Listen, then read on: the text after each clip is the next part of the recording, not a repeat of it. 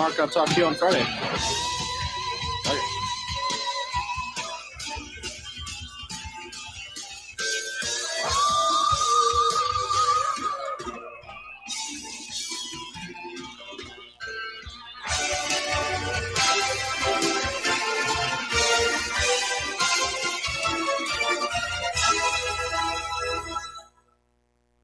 Homeowners, are you in foreclosure, expecting to be served with a foreclosure lawsuit, or suspect your lender has coerced you into an illegal mortgage transaction?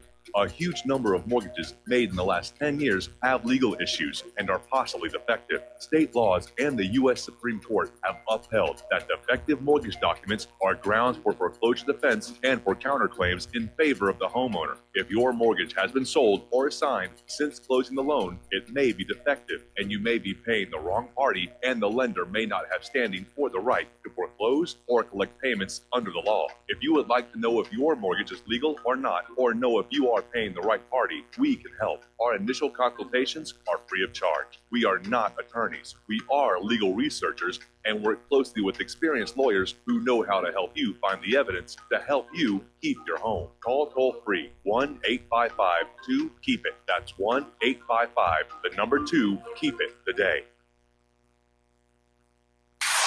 You're listening to Republic Broadcasting Network, because you can handle the truth.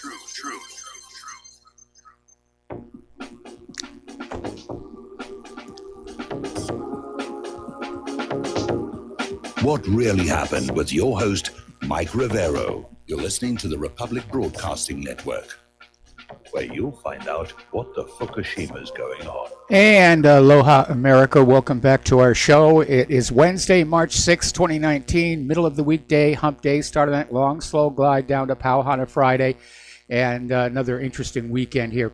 So we've got a lot to talk about today. The phone lines are open, 800-313-9443. That's 800-313-9443. Mike is in our control room, ready to answer the phone, put you on the air with your comments, questions, observations, and opinions.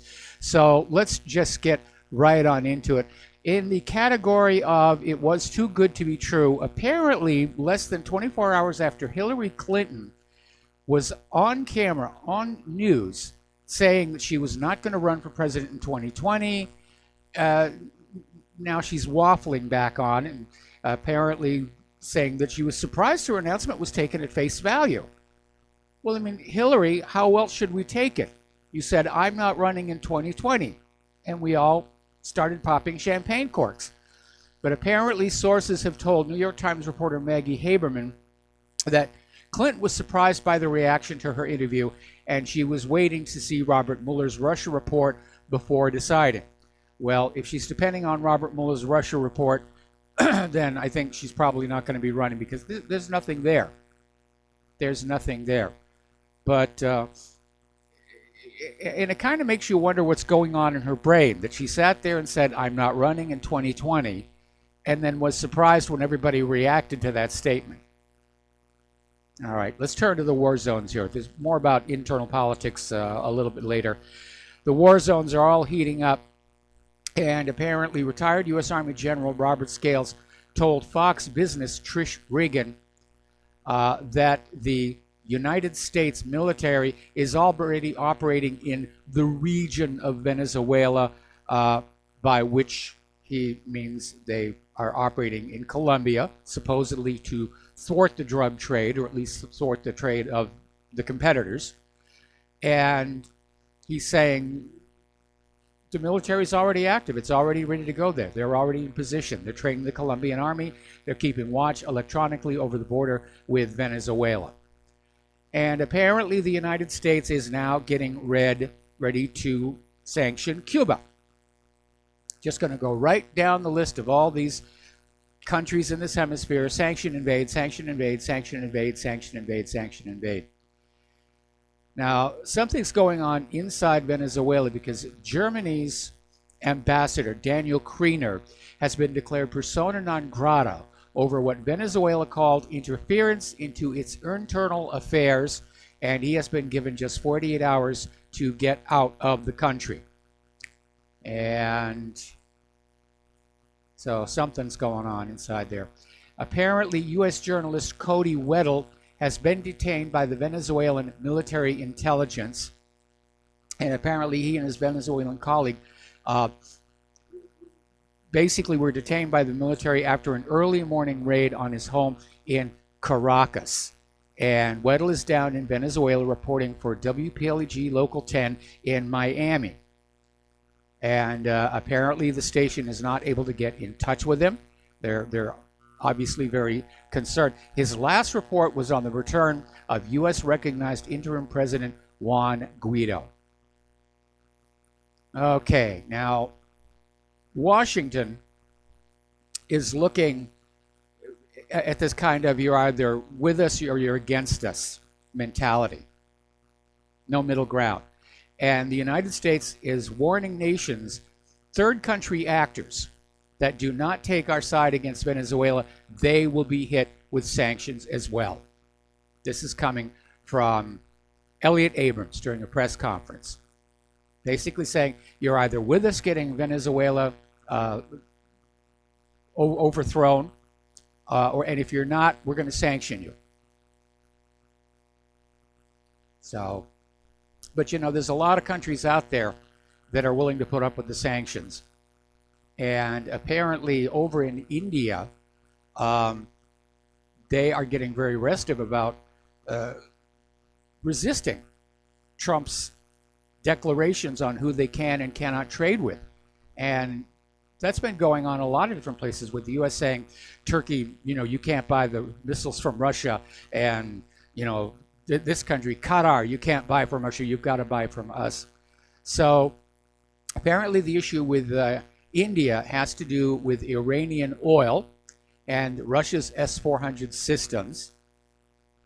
And apparently they're increasing their purchase of oil from Iran. So it's going to be interesting. Now, if this Pakistan-India situation escalates, it's going to be interesting to see who is on whose side.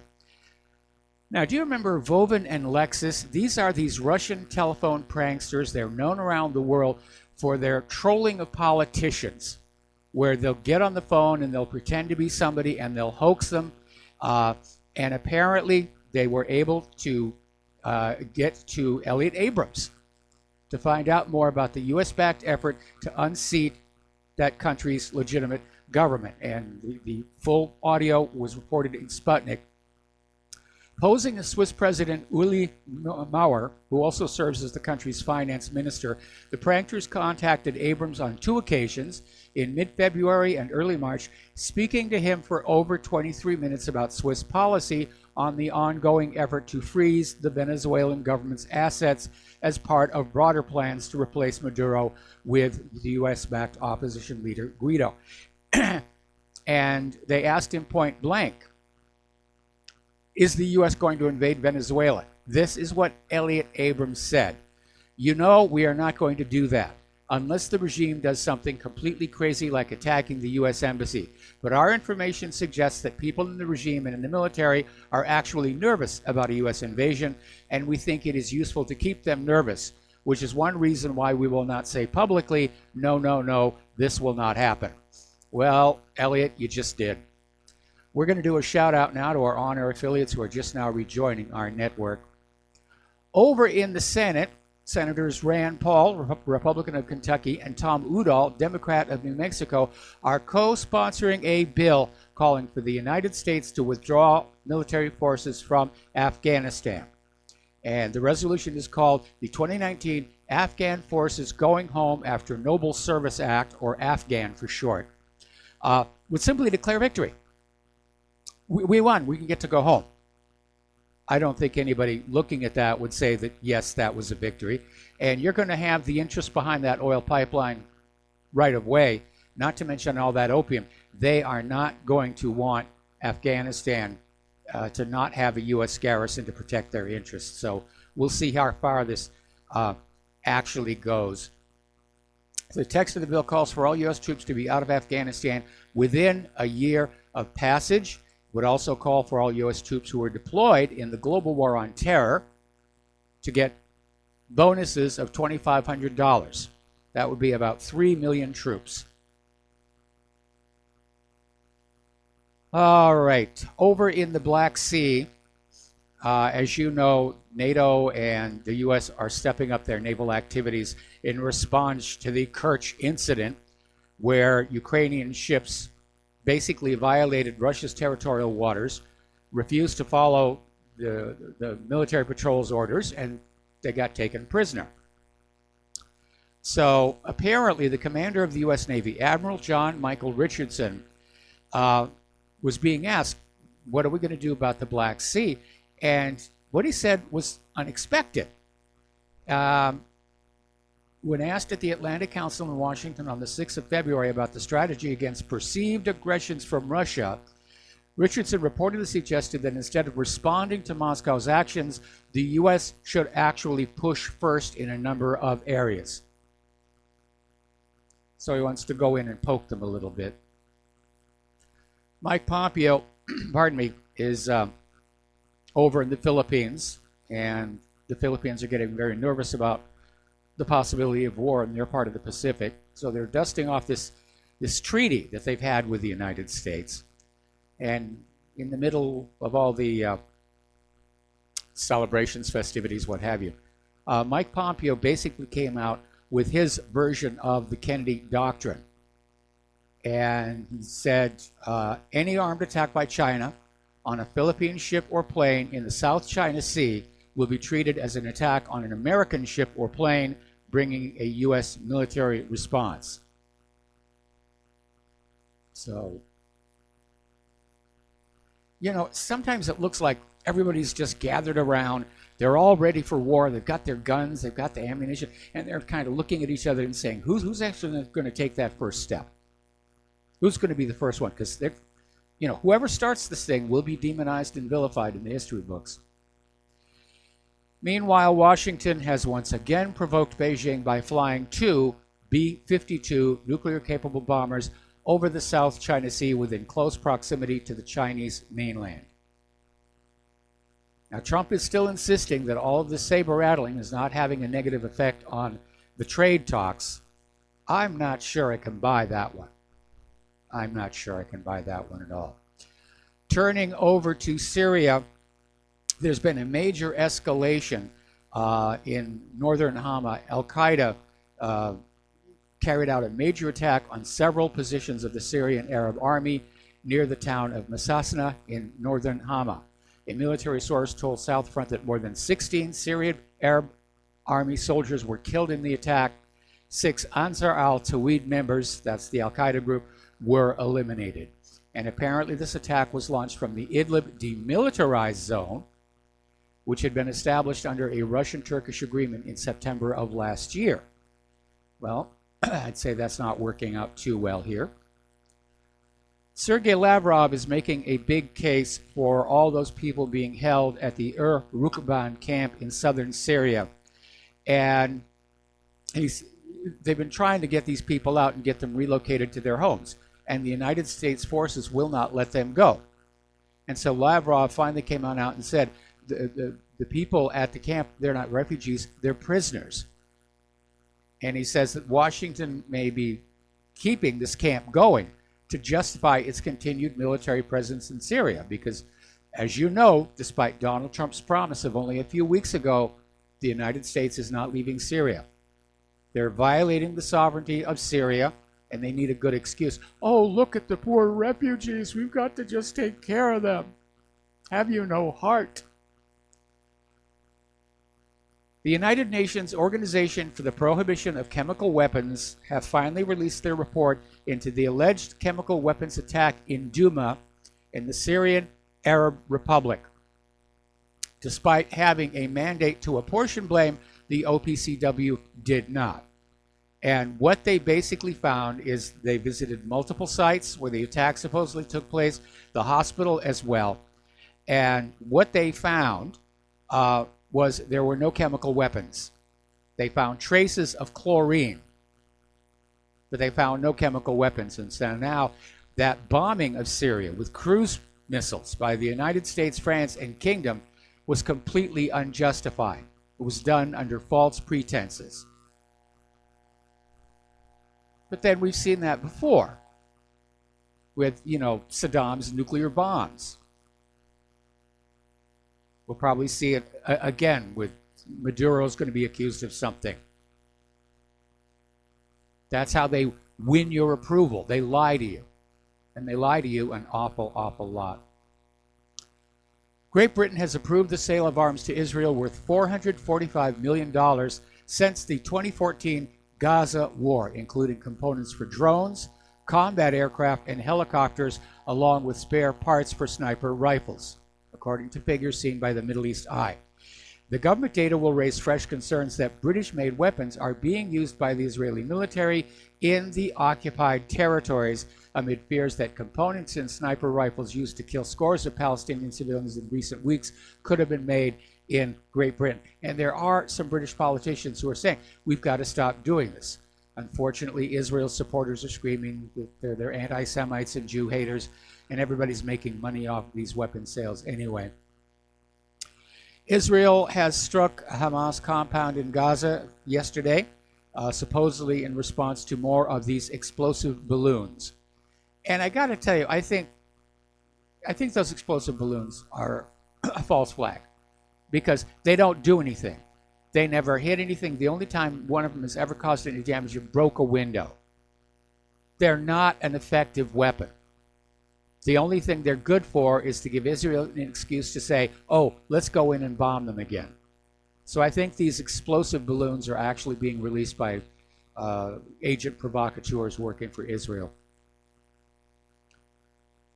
All right, not too long ago, the United Nations put together a database of companies that have business ties to the Israeli settlements in the occupied West Bank. And it was supposed to be out by now, but the UN is again delaying it under pressure from Israel, because what this database would do is allow people to target these companies involved in these illegal settlements for more boycotts. Now, Israel has denounced the database as a blacklist. Well, you're the one who made it black. This next pair of stories really signals some intense tensions. The Jerusalem courts have said they will close a contested building on the Temple Mount, reopened by Muslim worshippers last month, unless the Islamic custodian, who refuses to appear before Israel courts as a matter of principle, responds to the case. Now, this has to do with the Bab al-Rama Mosque.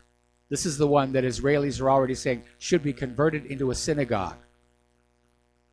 Now, the Islamic Council has rejected the Israeli court closure at the Al-Aqsa compound, and they're saying that Bab al-Rama will remain open for Muslims to pray.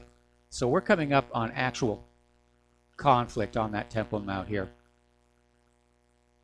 Senate Armed Services Committee Chairman Jim Inhofe said Tuesday that he wants to add language to the annual defense policy bill that codifies President Trump's withdrawal from the Iran nuclear deal.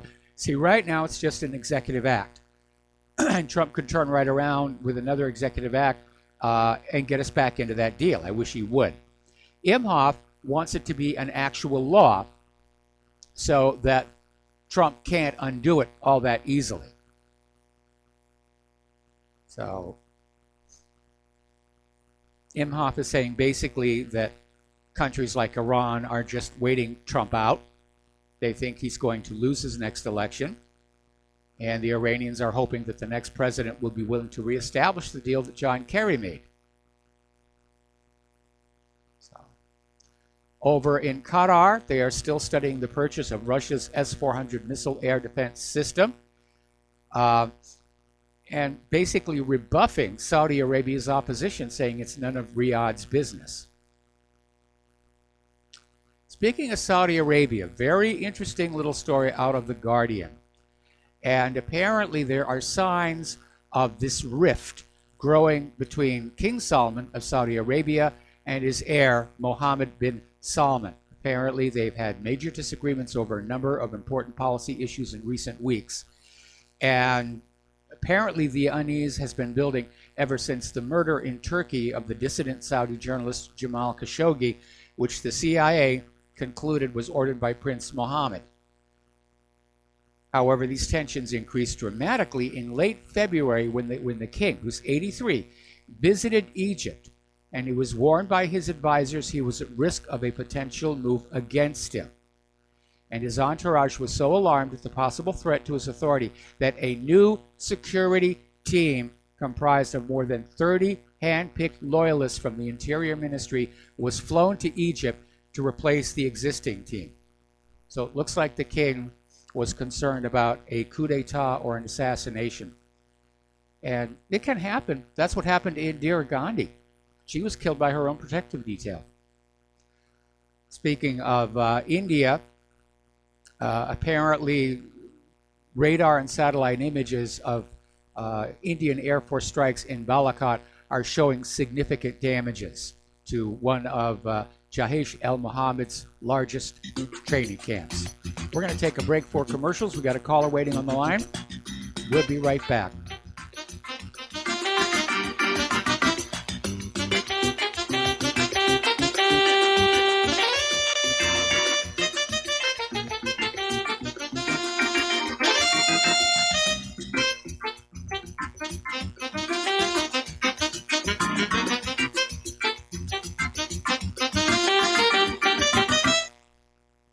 Corporate media dominates the American opinion. Finding independent voices that counter this avalanche is becoming increasingly difficult. With the endless corruption running rampant throughout our government, independent voices are needed more than ever to battle the offensive against our freedoms and liberties. As a listener of RBN, no one understands this concept better than you. Now it's up to you to do your part. The time has come for you to take action and begin broadcasting the truth to hundreds or thousands of people every month. Sound impossible? Quite the contrary. With pointed slogans from LibertyStickers.com, you can reach countless sleeping Americans unaware that they live in a real-life wonderland. LibertyStickers.com has a huge inventory of political bumper stickers and messages that reflect the truth about our government, our politicians, and the future of America. With so many in stock, there's one perfect for you. Visit us today at LibertyStickers.com. Again, that's LibertyStickers.com. Do your part. Your voice is important. Let it be heard. Folks, we're living in a world the likes of which we've never perceived any clearer than we do now. The plan for global governance has been in the works for generations and would have likely been achieved by now but for the fact that the globalists left open their Achilles heel. With all their tools, Federal Reserve System, fiat currency, no child left behind, and then Common Core education introduced to our schools to dumb us down, vaccines, pharmaceuticals to lobotomize us, GMO foods, insertion of compromised or bought and paid for politicians, judges, mainstream media propaganda, all pieced together like a puzzle designed to ultimately bring the world under submission. But with all their strategy, they forgot one thing: knowledge. And knowledge is power. With knowledge, their bombardment is nullified. Folks, with that, as brilliant and knowledgeable as you become, among the wisest audience of any radio audience in the world, and you are, I want you to take a moment to reflect and ask yourself, how much of that knowledge did I obtain from Republic Broadcasting Network? How high has my consciousness been raised since I've been a listener? How fast am I now able to discriminate truth from fake news by being a Republic Broadcasting listener? How clear am I now able to see the world since I've been listening to RBN? Ask yourselves those questions, folks. Then ask yourself, what is that knowledge worth to me? Like my morning coffee, how would I survive without it? A voice of truth in a sea of lies. Do we not all need to make sure it survives? Like public broadcasting, we are now finding we can only survive with listener support. Censorship, advertisers being attacked, truth itself being attacked. It's the only way through this. We at Republic Broadcasting humbly ask you to become a supporter. Look at your budget and make a determination of what Republic Broadcasting is worth to you and what you can afford on a monthly basis. Go to republicbroadcasting.org and pledge $20, $30, $40, $50, if possible, $100 a month or more if it's affordable. Click the donate button and become a regular monthly donor. Assure both us and yourself that Republic Broadcasting truth will continue to flow like that morning coffee. The network thanks you.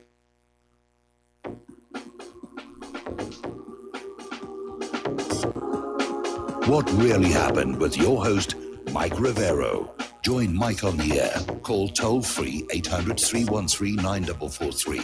800-313-9443. And aloha, America. Welcome back to our show here. And for those of you who would like to help out Republic Broadcasting, and folks, I cannot stress how important it is that you do so. The equipment is old, it's wearing out, it needs to be replaced. We need to get kibble for our control room personnel. Got to pay the electric bill, the hosting bill. It takes a lot to run an operation like this. And we do need your help. We don't have people like George Soros sending us huge amounts of money. We don't have large corporations who are backing us. We rely on you.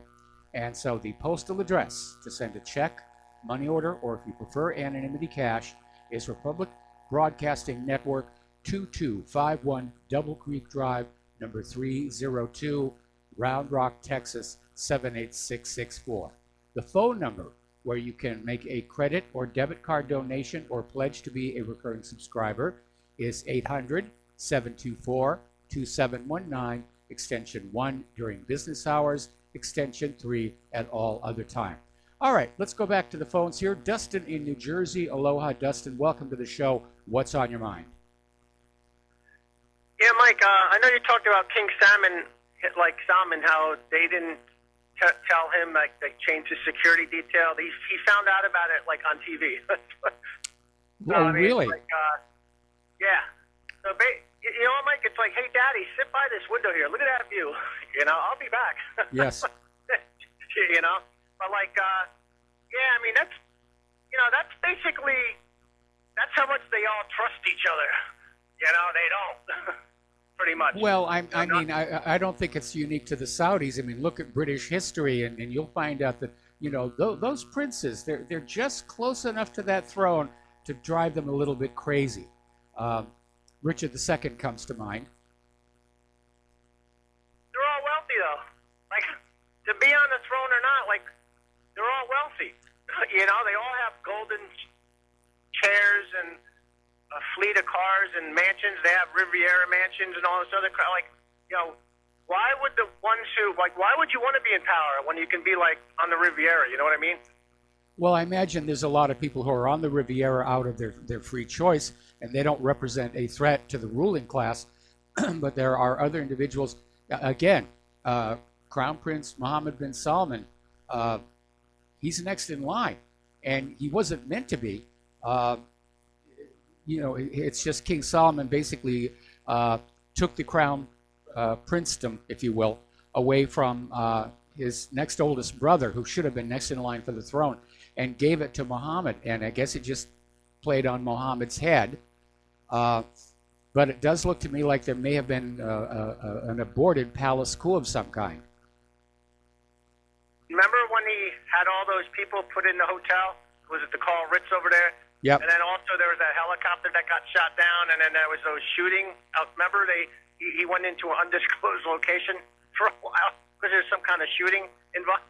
So Yep. I mean, yeah, it's very flaky over there anymore. You know, I don't know. I never ever heard about it being that flaky over there. You know, maybe not since like 1940s and whatever, but I mean, it's a lot of stuff going on. You know, Yeah, there really struggle. is. There is a lot. And of course, the other part of it is our generation has access to much more sources of information than our parents' generation had. So we're hearing a lot more about it as immediate news rather than, you know, looking back in history books or movies. Like, I want to talk about Trump real quick. How, like, you know, I still will never vote for this guy. I don't know, Mike. You got immigration.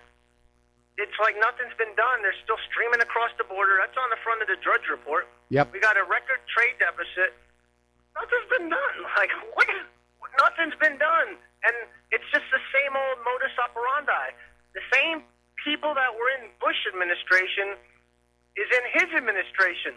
Yep. You know, it's just like nothing has changed. I know some people think things have changed, but not really in just a scheme of things, right? I mean, just the same system.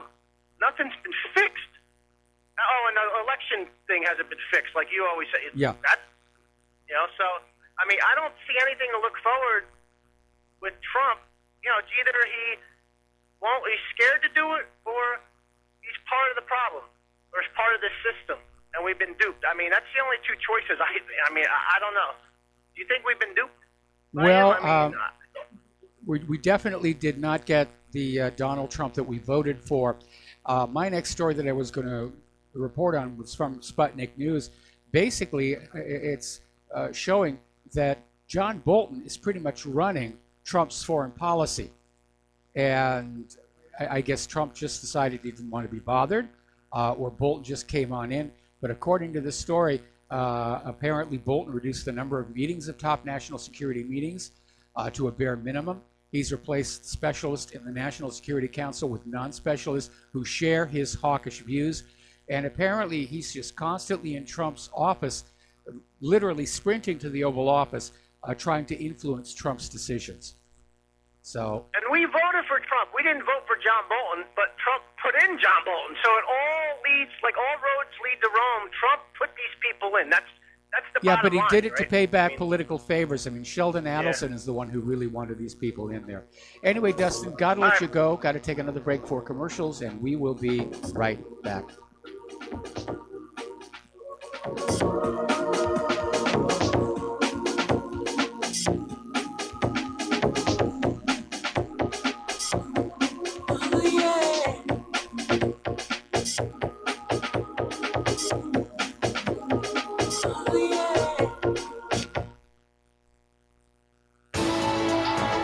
You are tuned in to the Republic Broadcasting Network.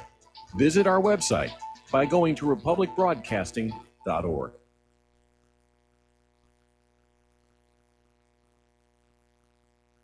Homeowners, if your lender has gone out of business or sold your transaction to another lender or servicer, you may be the victim of a wrongful foreclosure, resulting in the loss of your home. If you've already lost your home, are in foreclosure, or even in good standing, you can challenge the mortgage transaction's illegal issue, and your property can be restored to you, and your foreclosure can be stopped or reversed, and the mortgage transaction declared unenforceable. State laws, U.S. title codes, the Uniform Commercial Codes, and U.S. Supreme Court rulings have upheld that defective mortgage documentations can reverse or stop foreclosures and enforce property title claims in favor of the homeowner. We are having successes in stopping the process of foreclosure, the enforcement of the foreclosure judgments, the sale of property, and evictions after the sale. We are not attorneys, and we don't give legal advice. We are a professional team of legal researchers, providing forensic mortgage audits and expert witnesses. We have the knowledge to produce the evidence and enforce laws regarding your legal issues. We've been in business for 12 years without a complaint. Consultations are free, and we provide a free title search to confirm if your mortgage has legal defects. Please call 855-253-3748. 855, 2, keep it today.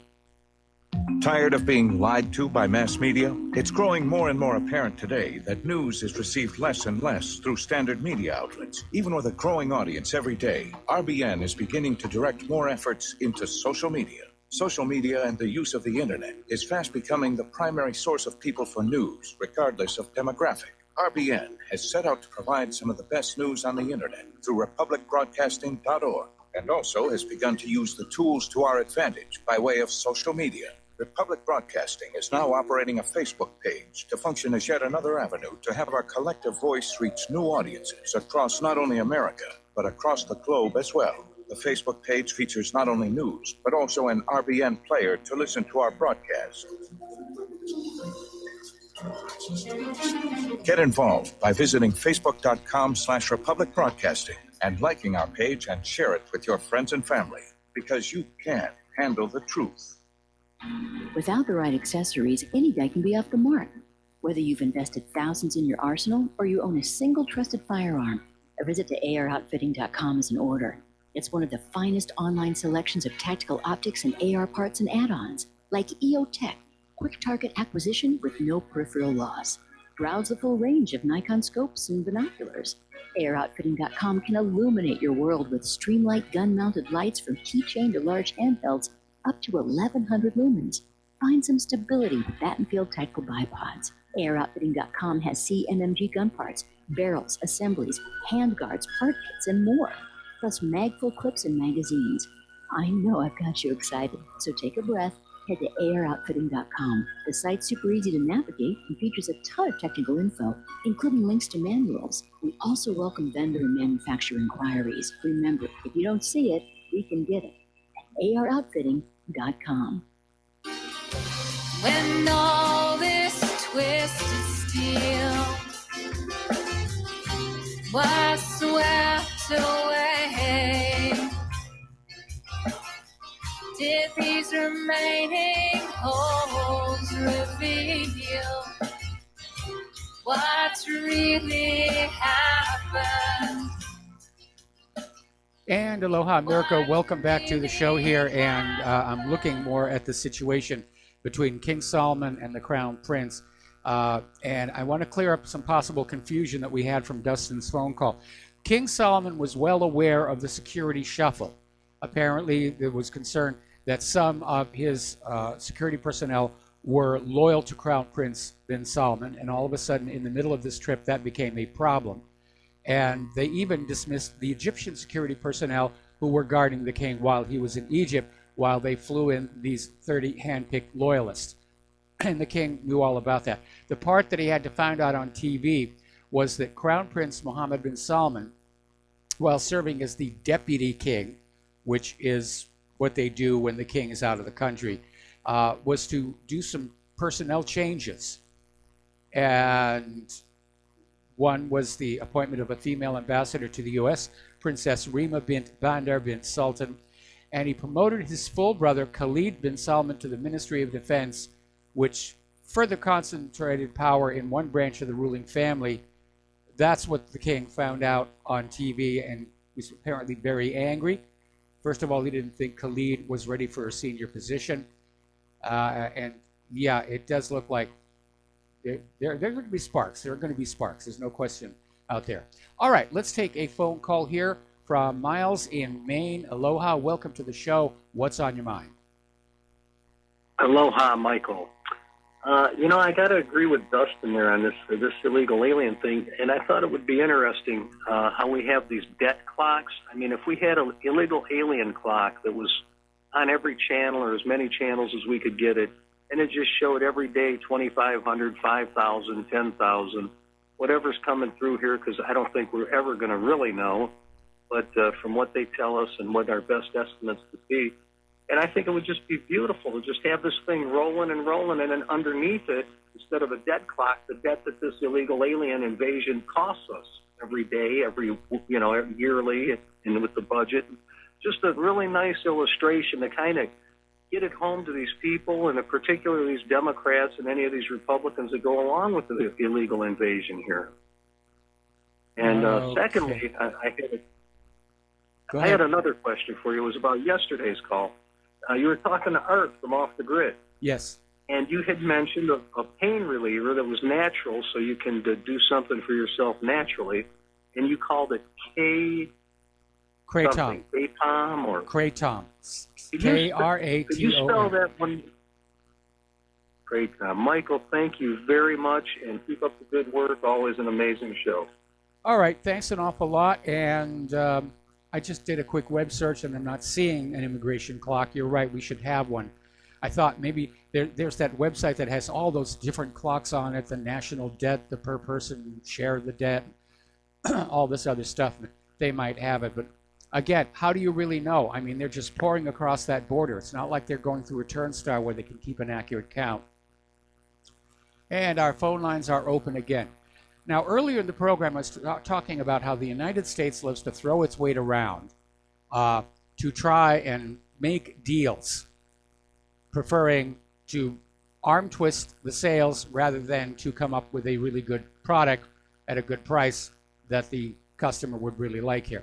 So the United States is warning Turkey once again that its planned purchase of the Russian S-400 air defense system would put at risk Turkey's participation in the F-35 jet program and could lead to sanctions imposed on Ankara. This was Department of State spokesman Robert Palladino in a press briefing. And so they're basically saying, if you won't buy our rockets, we're not going to sell the cool airplane, which doesn't seem to be that cool here. Over in Israel, as you know, we're coming up on their elections. There have been some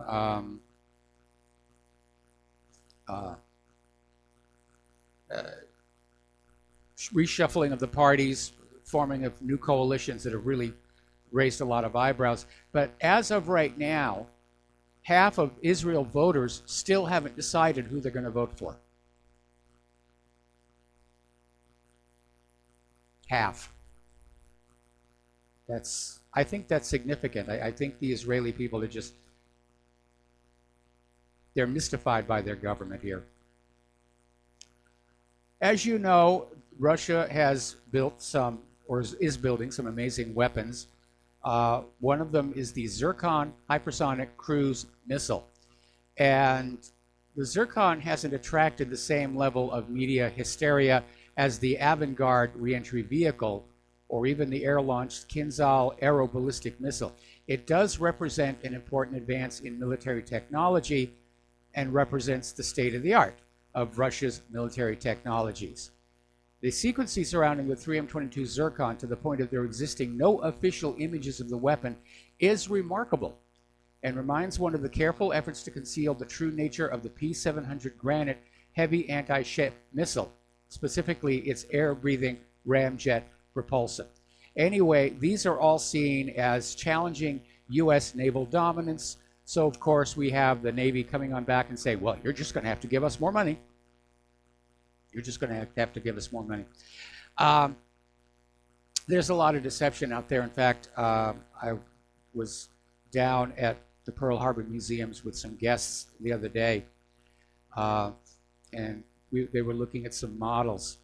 And I recall this story from my model making days. And this was about the time the F-117 stealth fighter came on out. Nobody'd seen it. Nobody knew what it looked like. And one of the plastic model companies came out with what they said was the stealth fighter. And it was completely wrong.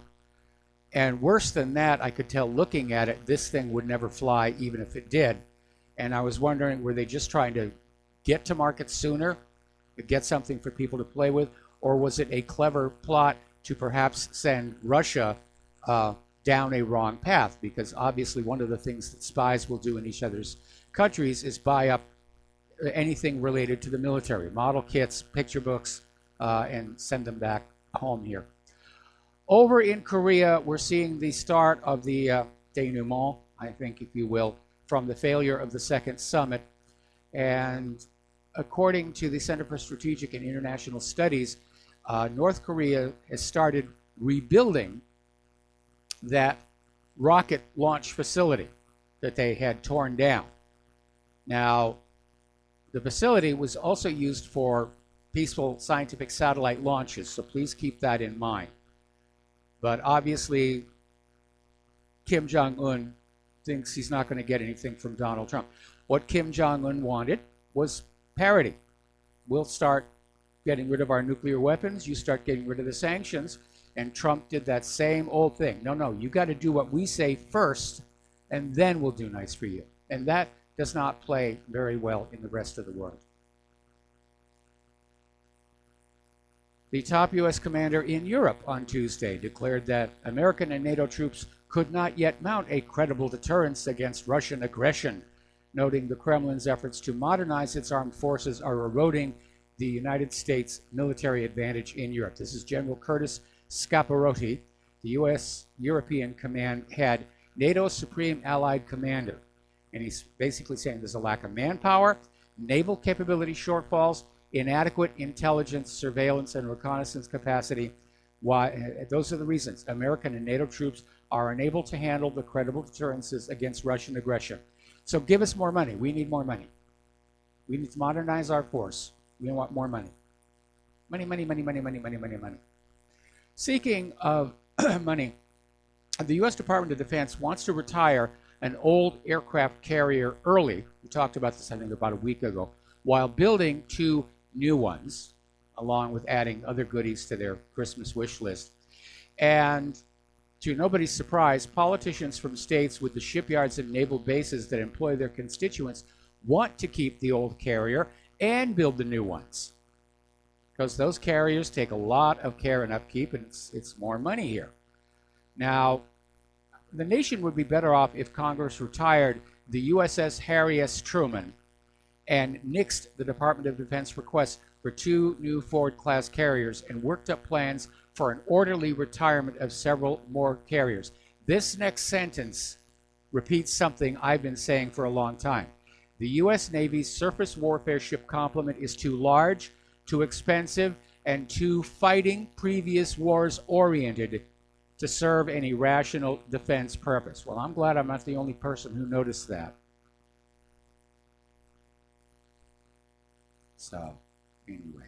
Over in Poland, the U.S. Air Force MQ-9 Reapers, based in Poland, are now fully operational. They've actually been flying reconnaissance missions since last May. But this month, the drones have become fully operational, which I presume means they may even be armed. And they're being piloted by a combination of U.S. military personnel and contractors as well. Okay. The Army is launching a new program to train soldiers to fight underground. And the concern there is that as you get into the urban environment, there are subways, there are steam tunnels, there are all kinds of underground structures there that have to be fought in. And so they're trying to basically come up with the best way for these soldiers to fight underground, which obviously is going to include night vision gear. And the problem with night vision gear in a totally pitch black environment is there has to be an illuminator, infrared, and that in turn can give your position away to the enemy. Trump has signed an executive order to expedite the transition of troops into the Merchant Marines. And he signed this 2 days ago. And basically, it looks to me like they're getting ready to start putting together convoys. If there's going to be a major war, there are going to be convoys, and that's what the Merchant Marine is for. So let's talk about our internal domestic politics here, and the attacks are continuing on Ilhan Omar. In fact, they're rising. They're getting more shrill, more intense, as she's basically one of the first Muslim women elected. She's also black, an African immigrant, a former refugee from Somalia. She wears her hijab in the halls of Congress. She's under attack from the leaders of her own party for anti-Semitic statements she never actually made, for anti-Jewish prejudice she never actually expressed, or hatred for Jews, which she doesn't really hold. They're just making a huge stink about it to distract from the fact that what Ilhan Omar said was basically true. Some people just can't handle the truth. And all of AIPAC's obedient trolls in Congress, they're squealing like stuck pigs, saying, you can't do that, you can't do that. And Ilhan Omar's all about the Benjamin's tweet, and the media feeding frenzy that followed unleashed an unprecedented expose of Jewish Zionist money power in America. And we know how much Sheldon Adelson poured into the election this last year. It's an open secret. You could go to the Federal Election Commission. The records are all there. How much money is pouring in from these pro-Israel groups here. And a lot of people are coming to Omar's defense. Phyllis Bennis is out there in The Real News saying that Ilhan Omar's denunciation of the Israel lobby is not anti-Semitic, and no, it is not. We're talking about the actions of politicians. And the reason they're screaming about it, and by the way, the more members of Congress scream at Ilhan Omar, the more they're making her case. Because Americans are looking at this spectacle and saying, what the heck is going on here? Don't these clowns have got anything more pressing to work on?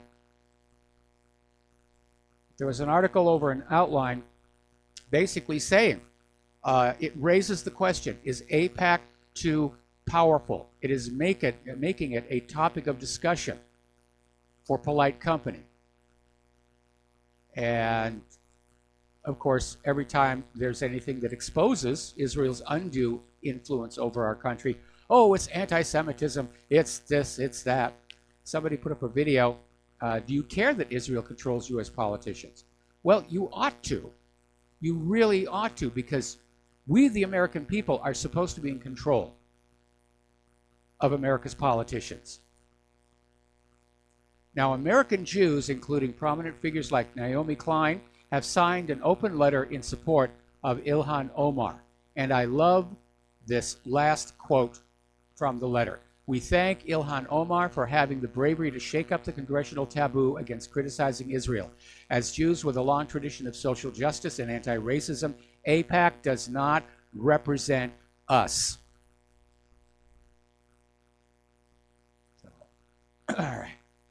And a little bit of good news. Eliot Engel, chairman of the House Foreign Affairs Committee, was being interviewed on CNN and said he is against the removal of Ilhan Omar from his committee.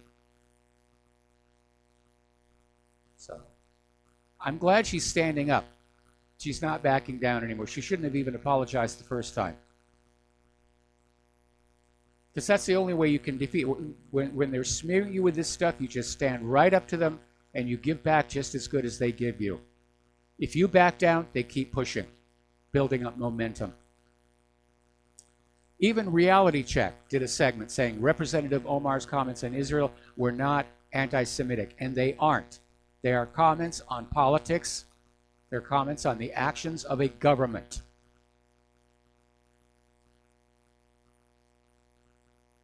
And Israel has been pushing really hard to have anti-Semitism redefined to mean criticism of Israel's government so that they can silence it, so that they can do what they want to do to the Palestinians and the people in the West Bank and the people of Gaza, and you will be forbidden under threat of prison for saying, hey, why are you blowing up all these people? But we're in an age right now where truth tellers of all kinds are being censored. And there's filtering on social media. There's filtering, apparently, now of the email system. PaulCraigRoberts.org sends out a newsletter, and people are saying they're not getting it. So it is really, it is a dictatorship out there. It is a dictatorship. Okay, we're going to take another break here for commercials, and we will be right back.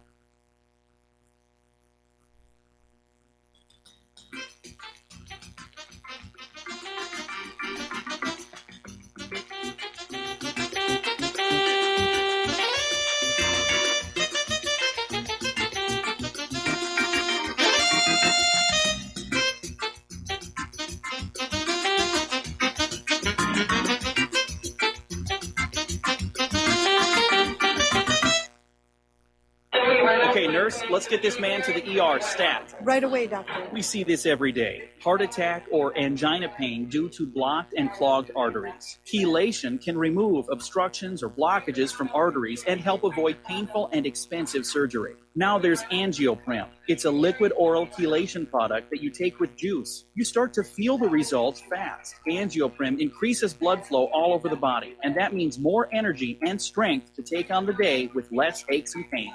60 years of research has gone into chelation, and Angioprim is the result. A safe and easy way to unblock your veins and arteries from buildup that slows circulation. Paging Dr. Jones. Please report to the emergency room right away. Log on now for a special radio offer from Angioprim. That's angioprim.com/radio.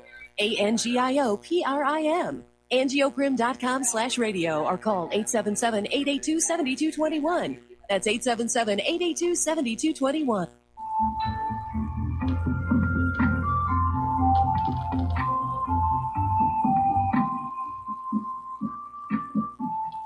Do you know there is an ongoing war right here in America? Are you aware that U.S. citizens have been classified as enemies of the state since 1933?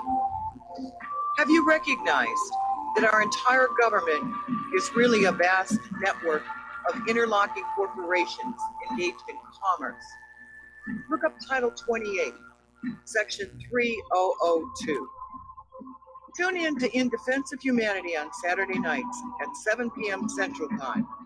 Find out what's really going on and learn how to protect yourself and your family as flesh and blood men and women living in a corporate reality.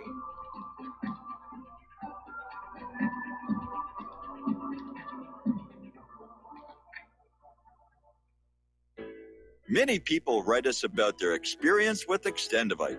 Allow me to read you some from Amazon.com. It really does work like the review says it does. I cannot believe that after the first few days, I didn't feel as sluggish or clogged up. It has had a profound impact on my physical, emotional well-being. I'm skeptical as most people about products and their claims, and I never write reviews, but this is a wonderful product and I recommend it to everyone. Great product. It has brought my blood pressure from the mid-150s over the 80s to the mid-130s over mid-80s, along with diet and exercise in just the past couple of months. Excellent. Thank you, David. Tell us your story. Get Extendivite today. Call 1-877-928-8822 or visit heartdrop.com. Extend your life with Extendovite. We the people, in order to form a more perfect union, establish justice, ensure domestic tranquility, provide for the common defense, promote the general welfare, and secure the blessings of liberty. And aloha, America. Welcome back to our show here. And as you know, everybody is already gearing up for 2020. And apparently there's some concern as to how many of the Democrats that are getting ready to run against Trump in 2020 have previously been given donations by him. And Ivanka Trump and Jared Kushner hosted a Park Avenue fundraiser for Cory Booker. Kirsten Gillibrand took in Trump family donations 3 times across a 7-year period, and then gave a similar amount of money to a nonprofit years later after the president mocked her in a tweet. So it's going to be kind of interesting. Makes follow the money take on new meaning here. Adam Schiff, in cranking up the next of the investigations into Donald Trump. They're just going to keep throwing more investigations at him. So Adam Schiff announced that the House Intelligence Committee has hired Daniel Goldman to be a senior advisor and lead the committee's investigative operations as it continues its probe into the President Donald Trump's campaign alleged collusion with Russia. Even though several other investigations haven't found anything, well, by golly, we're going to go in one more time. Now, Goldman frequently appears as a legal analyst on NBC and MSNBC, worked as Assistant United States Attorney in the Criminal Division of the U.S. Attorney's Office for the Southern District of New York from 2007 and 2017, according to his bio on the Brennan Center for Justice, a George Soros-funded organization that just named him a fellow in one of its programs. So that's one investigation. Over on the House Judiciary Committee, chaired by Jerry Nadler, they fired off 81 document requests to various individuals and organizations to try and find crimes committed by Trump, his 2016 campaign, or members of the current administration. And the long list of recipients includes Julian Assange, the NRA, Michael Flynn, Steve Bannon, George Papadopoulos, Trump Organization CFO Alan Weisselberg, while Nadler's inquisition is expected to focus on 3 broad areas of interest: allegations of obstruction of justice, public corruption, and other abuses of power. And Nadler was being interviewed on ABC, telling George Stephanopoulos it's very clear the president obstructed justice, at which point the Wall Street Journal board had some bad news for Nadler, because nothing Nadler has cited is actually illegal. It's going to be another big nothing burger on a gluten-free bun here. Tom Fitton over at Judicial Watch was on Lou Dobbs Tonight and said that this Nadler's investigation, it's a remarkable abuse of power. And it is. It's harassment. It's a fishing expedition. They don't have probable cause. They're just out there trying to rifle through everything that they can find until they find something. Mueller was doing that. Word is he's failed on that one. Okay, we got to take a break here for station identification. We'll be right back.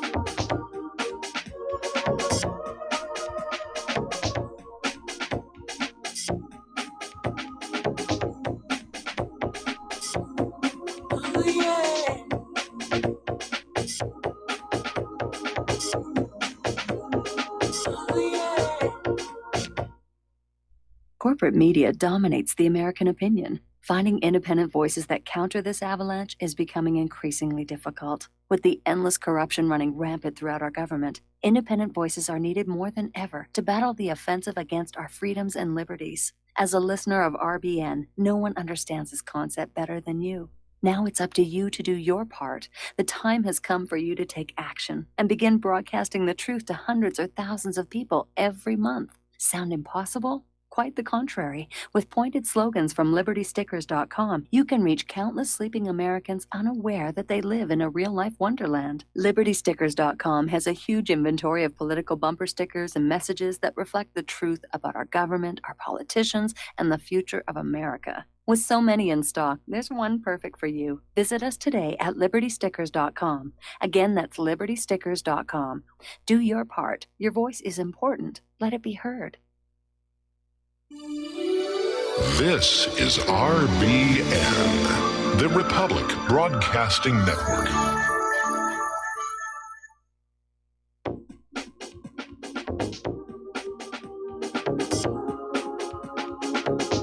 What really happened with your host, Mike Rivero. The history the government hopes you never learn. Here is your host, Michael Rivero. And aloha, America. Welcome back to our show, hour number 2. The phone lines are open, 800-313-9443. And before we get back into the domestic politics, I just got an email from somebody who's up in our old stomping ground, Seattle, Washington. And apparently that naval base across the Puget Sound from Seattle just dumped 4,000 gallons of raw sewage into the inlet. And he says, this is the second time now. I think the Navy's anthem should be There I Did It Again by Britney Spears instead of Anchors Away. Yeah, that happens. We actually had an Aegis-class ship run up. It missed the channel coming into Pearl. This happened about 4 years ago. And it ran onto the reef. And the only way they could get it off the reef was to literally dump all the holding tanks for all the heads on the ship. And it just created a heck of a mess. And Hawaii tried to sue the Navy for the environmental damage because we have very strict environmental laws out here. I don't recall that the Navy ever really did much of anything about it.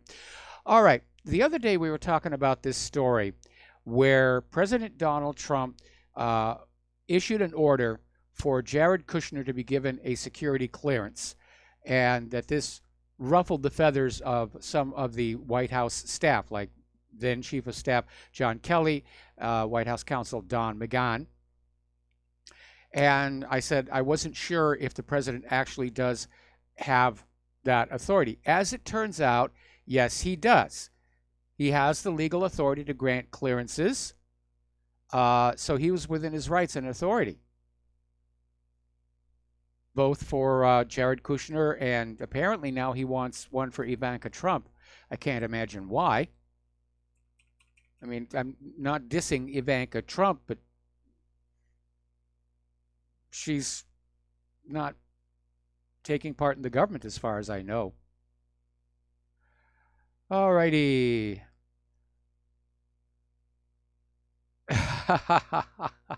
Somebody just sent me this cartoon. Here we go. Hillary Clinton clarifies, says she was misunderstood when she said she wasn't running. When a Clinton speaks, their words have an expiration date. This one was 24 hours. Well, I prefer my little egg timer instead.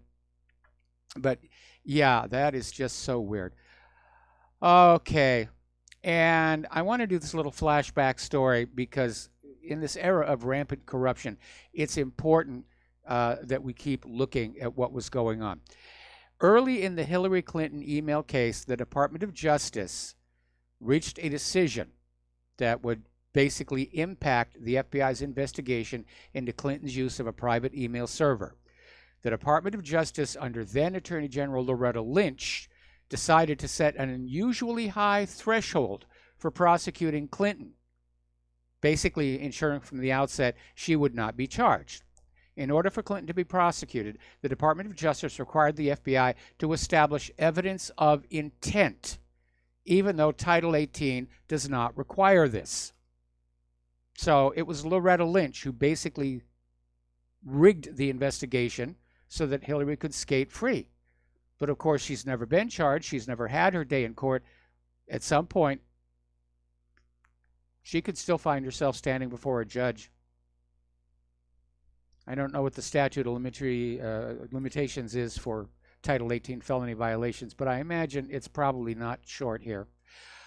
All right, let's talk about the economic news. There's a lot going on here.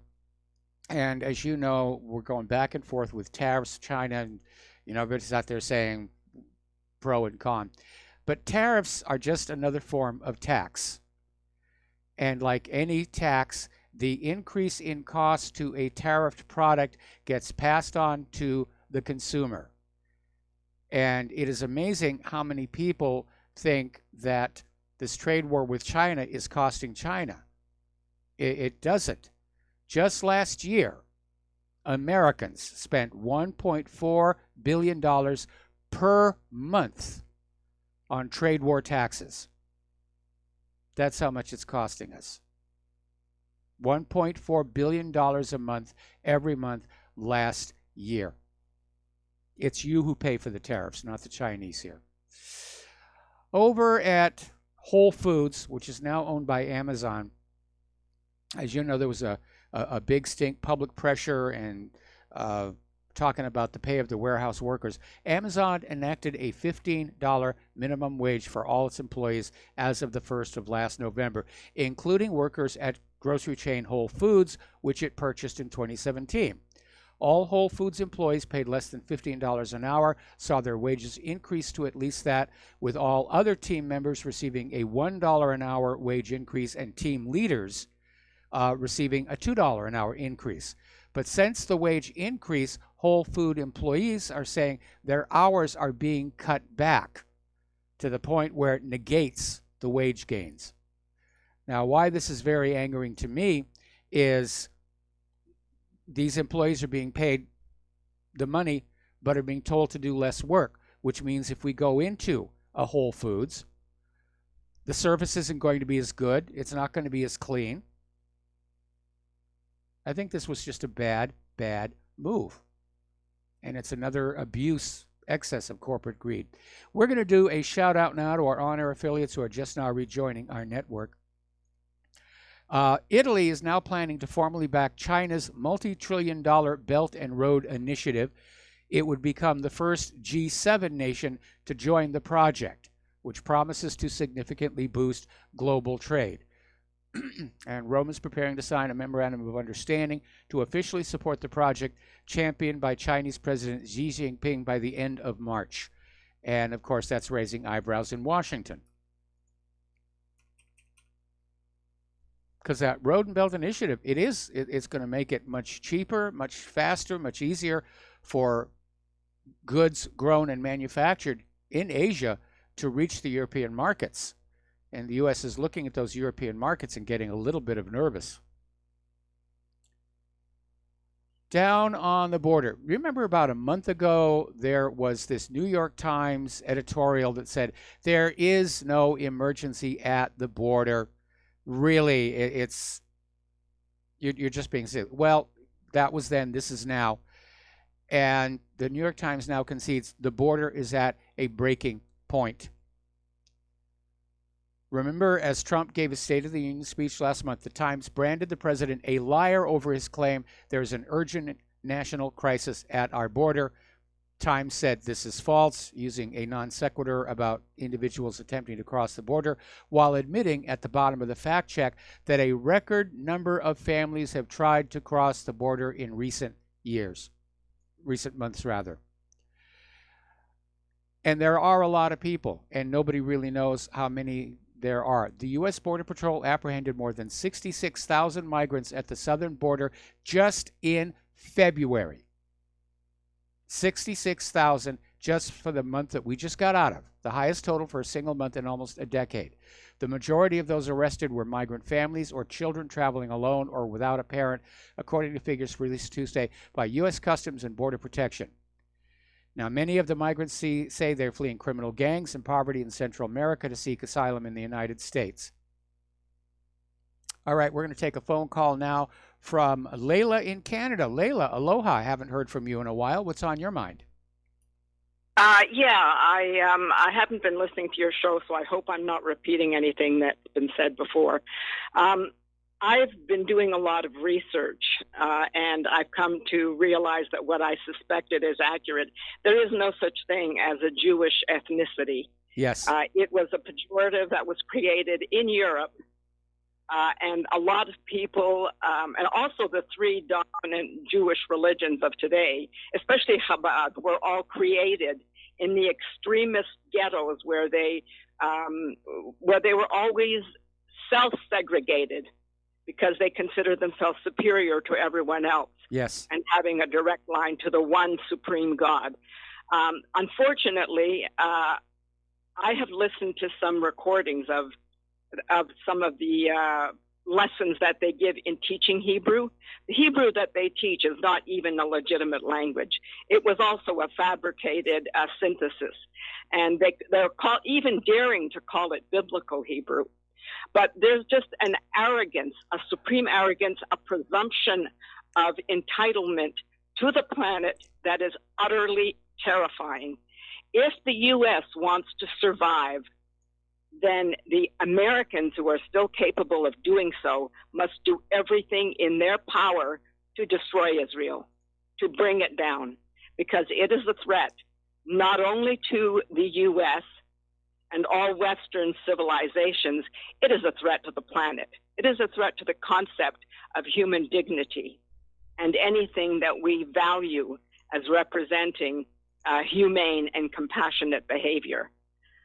As for the migrants from the South, I mean, that's another topic. But I think a little more leniency there might be good because many of them realize that that much of their countries have been destroyed by Israeli agitation and instigation and by Israeli arms sales. They may, in fact, become good allies. Just a suggestion. So I will leave that to you to follow up on. All right. Well, I'll take a look at that. But you're absolutely right. In fact, there was another scientific paper released only recently basically saying there is no such thing as a Jewish gene. Judaism is a religion, and there is no Jewish gene, just like there's no Muslim gene and there's no Christian gene. Everybody who is Jewish converted from other religions. You have the Ashkenazis, who are descendants from Central Asian Khazars. You have the Sephardic, who are a blend between Hebrew and Berber. Must have been an interesting proposal on that one, and some of the others. But there is no Jewish ethnicity. It's a religion. There never was. There never was. Yep. It's all what they did. And in fact, now that I've been reading the original documents, in Aramaic and in Hebrew, they never talk about Jews. They talk about Yahudim and about the Aramite when we're talking about the area that they claim as having been the land of the Jews, where they are historically connected to, and therefore it's their entitlement because God promised it to them. And this deed was created in the great bureaucracy up in the heavens. That absurdity, today's Americans need to look at the ignorance of the evangelical Christians because they are the ones. And right now, they've got all sorts of websites and efforts to try, and they're terrified because a lot of evangelicals are beginning to see what Israel really is. Yes. And they're beginning to feel shame and sympathy with those people who are being abused by the most arrogant and cruel means. So they're terrified. And what they're doing is, whereas in the past they ridiculed Jesus and his mother, and the Jewish texts of Europe used to refer to her as a harlot. Now suddenly, Jesus was a wonderful Jew. Jesus was a Jew. They're building up. Basically, Israel is making itself a money-making Disneyland theme park, while that finances their military acquisition of all the valuable resources of this planet. Everyone that claims to be a Jew is absolutely a fraud, because they are either, it's 2,000 years later. They may be Jews in the modern sense, but we have to draw very clear distinctions with modern so-called Jews and the ancient peoples who were actually, there was a prophet, and he's mentioned in the Quran. There was a prophet named Hud. Yah is a way of saying, referring to a particular group.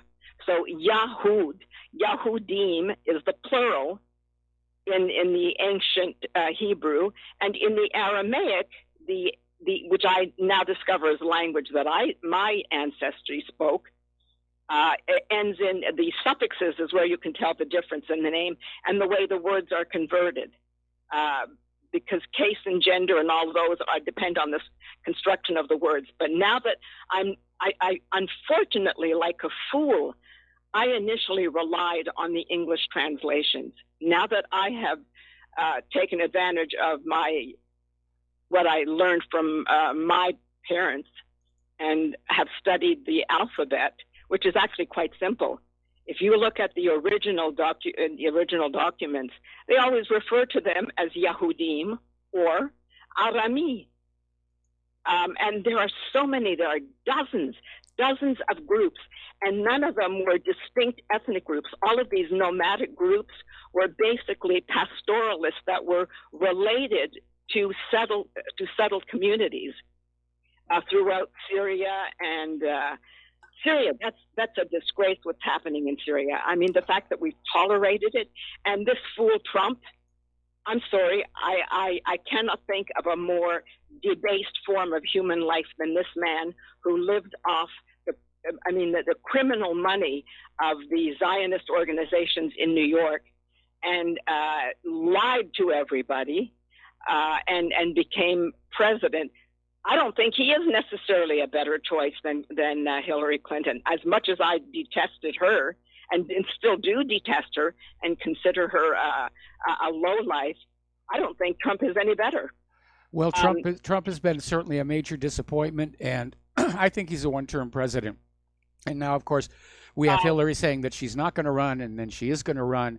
And apparently she's waiting for the Mueller report for her final decision. The information we're getting leaked out is the Mueller report isn't going to contain much of anything. They're not going to be able to impeach him.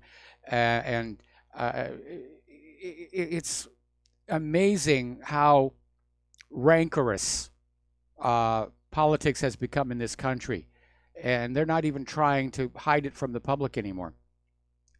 And that's the key thing, Mike. It's no longer being hidden. It's actually, if you go back, Benjamin Franklin was an absolutely corrupt man. He was sexually promiscuous. Yes. He neglected his family.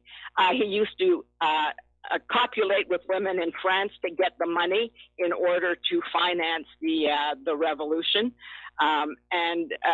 He completely, until he got so old that he needed his daughter, but he was close with his illegitimate son. And the things that, that he said are horrible. And then we go back to the comment made by Thomas Jefferson, we hold that all men are created equal. There is no more absurd comment that I can imagine. Yes. Now, when that came out of the English Enlightenment, they were referring to their own kind. They were the people who were deprived by the so-called nobles and elite. And so they were not talking about the whole planet because they didn't really have a concept. All the other people were inferior, especially in British eyes. Yes. Remember, it was either wogs or polywogs or whatever they called them. They had a name for everybody that made them subhuman. But the British Enlightenment that Jefferson was quoting that all men are created equal that came out of a concept of they are my neighbors, they are like me, so they are the same skin color as me, they are my religion, my language, we should all be equal in that sense. Meanwhile, he owned slaves and had children by a slave, as we all now recognize. Yeah, but Layla, back then when he was alive, that was considered acceptable behavior, and we have to be very careful. It's too easy to get into the habit of judging people who lived way in the past by our own standards today, and it's really not fair. But by the time of Thomas Jefferson and the concept of the Enlightenment, to say all men are created equal, and then to own human beings like cattle, that is not unfair, because a person who says that while living the opposite, it should not be revered. I mean, I used to be one of those who utterly revered the founding fathers. Yes. I thought they were, because they were portrayed so as such idealistic and wonderful men who lived by such high norms and were such intellectuals.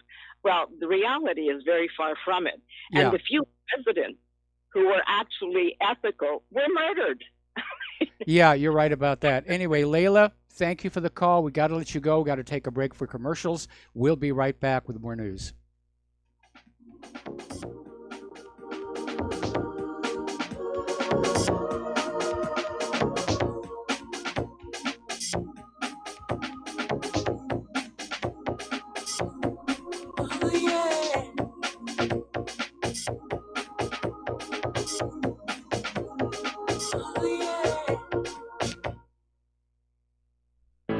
Many people tell us about their experience with Extendivite. Just listen to what Glenn has to say. Prior to taking it, I had diabetic neuropathy. The Extendivite reduced that significantly. Acid reflux was reduced. I had athlete's foot, very severe. Trimmed that down to about 75%. Dandruff, almost completely gone. I had occipital neuralgia at the base of my skull. I was having migraines, reduced by about 90%. Heart palpitations, my heart would kind of stall out. I would skip a beat. Very uncomfortable. And when walking from downstairs going to sleep, by the time I got to the bedroom, which is just one flight of stairs, my heart was pounding, coming out of my chest. My vision was blurry. This completely solved that problem. Great product. Thanks. Tell us your story. Get Extendivite today. Call 1-877-928-8822 or visit heartdrop.com.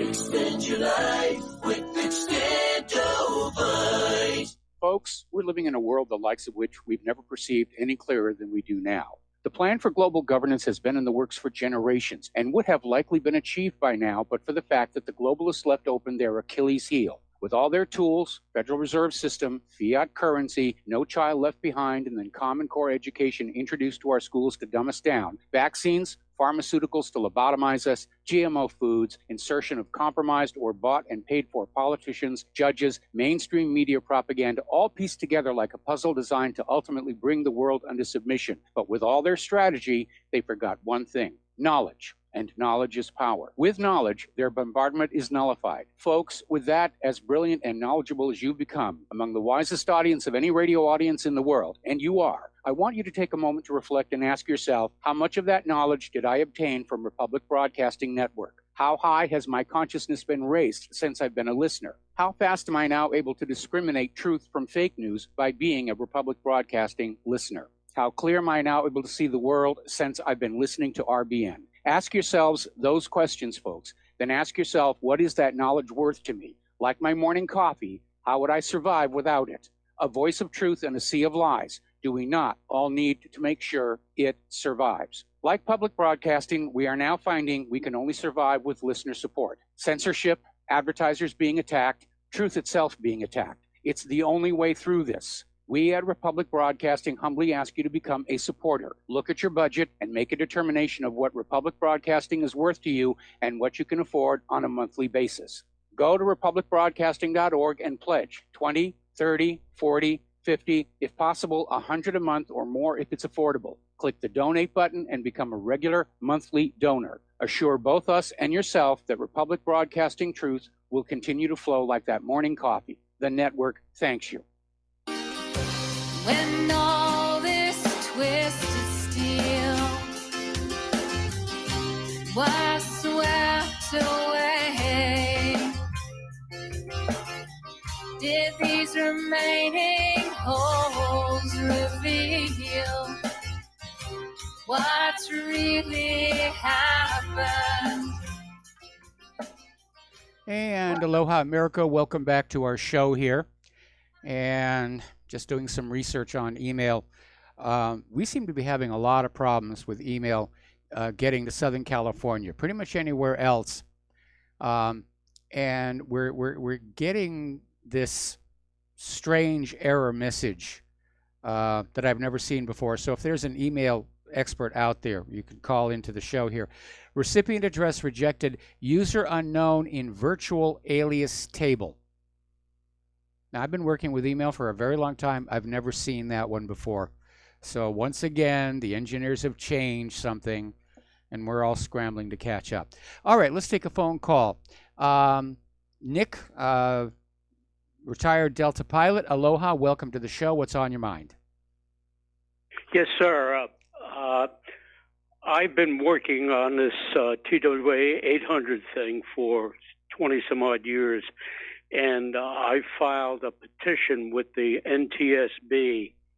I've uncovered 21 new pieces of evidence, basically confirming that it was a U.S. Navy missile shot from a submarine called the Seawolf off Long Island. Yes. I've got the airspace and altitude reservation from the controlling agency, which handles the warning areas off Long Island. And one of the requirements that they want is the names and the individuals or corporations of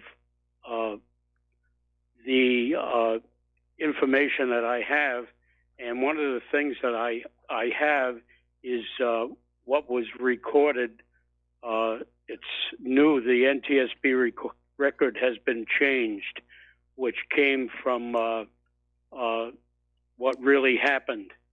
And what I need is verification to send into them, because they're more concerned about dotting the I's and crossing all the T's as opposed to the information confirming that this was a military exercise and it was a errant missile that knocked down TWA 800. So you're talking about that in the official wreckage, the notice, the NOTAM, the notice to airmen and mariners, has been changed or gone away? Yes, there's an agency, controlling agency for the U.S. Navy called VA CAPES, which operates out of Oceana, Virginia, and they sent a reservation the night, one day before the July 17th, 1996 disaster. And it gives the altitudes, the longitude and latitude of the controlling airspace. I used to be a New York Center controller, and I know the area. It's called 105, warning area 105 and 106, Alpha and Bravo. Yes. Which on an aeronautical map delineates the area that they use. And TWA 800 was in domestic airspace. They were only about 8 miles off the coast and of Long Island, and the warning area started 12 miles off the coast. So this missile that hit the airplane was in domestic airspace. And basically I go into that, and also the changing of the air data on the on the aircraft itself, and also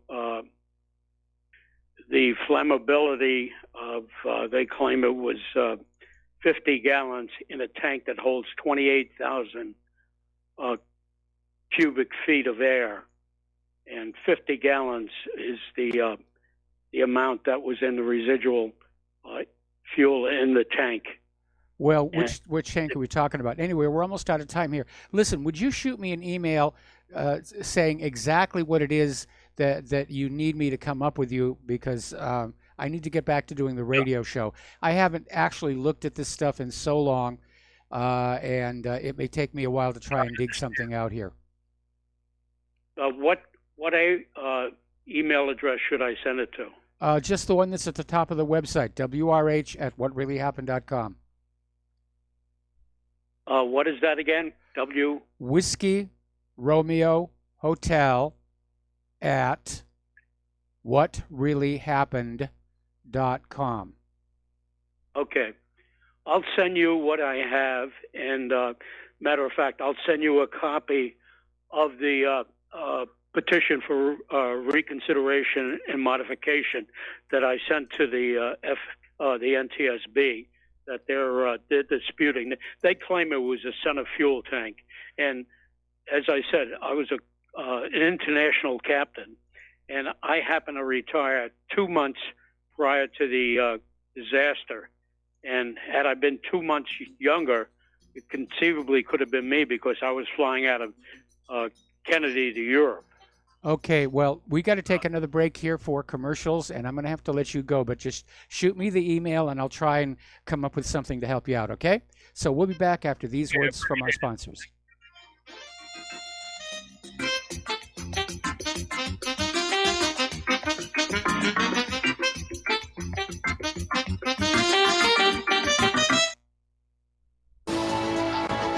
You are tuned in to the Republic Broadcasting Network. Visit our website by going to republicbroadcasting.org.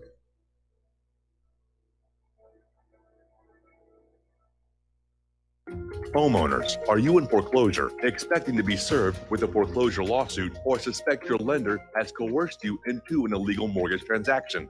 A huge number of mortgages made in the last 10 years have legal issues and are possibly defective. State laws and the U.S. Supreme Court have upheld that defective mortgage documents are grounds for foreclosure defense and for counterclaims in favor of the homeowner. If your mortgage has been sold or assigned since closing the loan, it may be defective, and you may be paying the wrong party, and the lender may not have standing or the right to foreclose or collect payments under the law. If you would like to know if your mortgage is legal or not, or know if you are paying the right party, we can help. Our initial consultations are free of charge. We are not attorneys. We are legal researchers and work closely with experienced lawyers who know how to help you find the evidence to help you keep your home. Call toll free 1-855-2-KEEP-IT. That's 1-855-2-KEEP-IT today.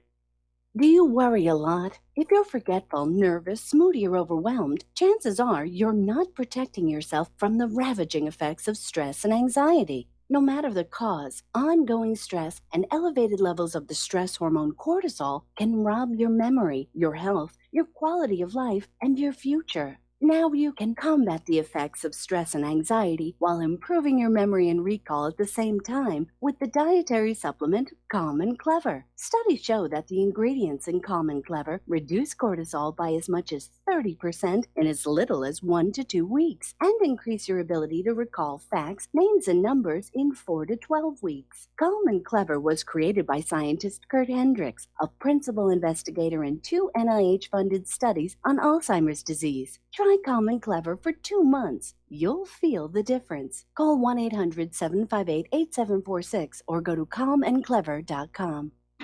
Without the right accessories, any guy can be off the mark. Whether you've invested thousands in your arsenal or you own a single trusted firearm, a visit to AROutfitting.com is in order. It's one of the finest online selections of tactical optics and AR parts and add-ons, like EOTech, quick target acquisition with no peripheral loss. Browse the full range of Nikon scopes and binoculars. AROutfitting.com can illuminate your world with Streamlight gun-mounted lights from keychain to large handhelds up to 1,100 lumens.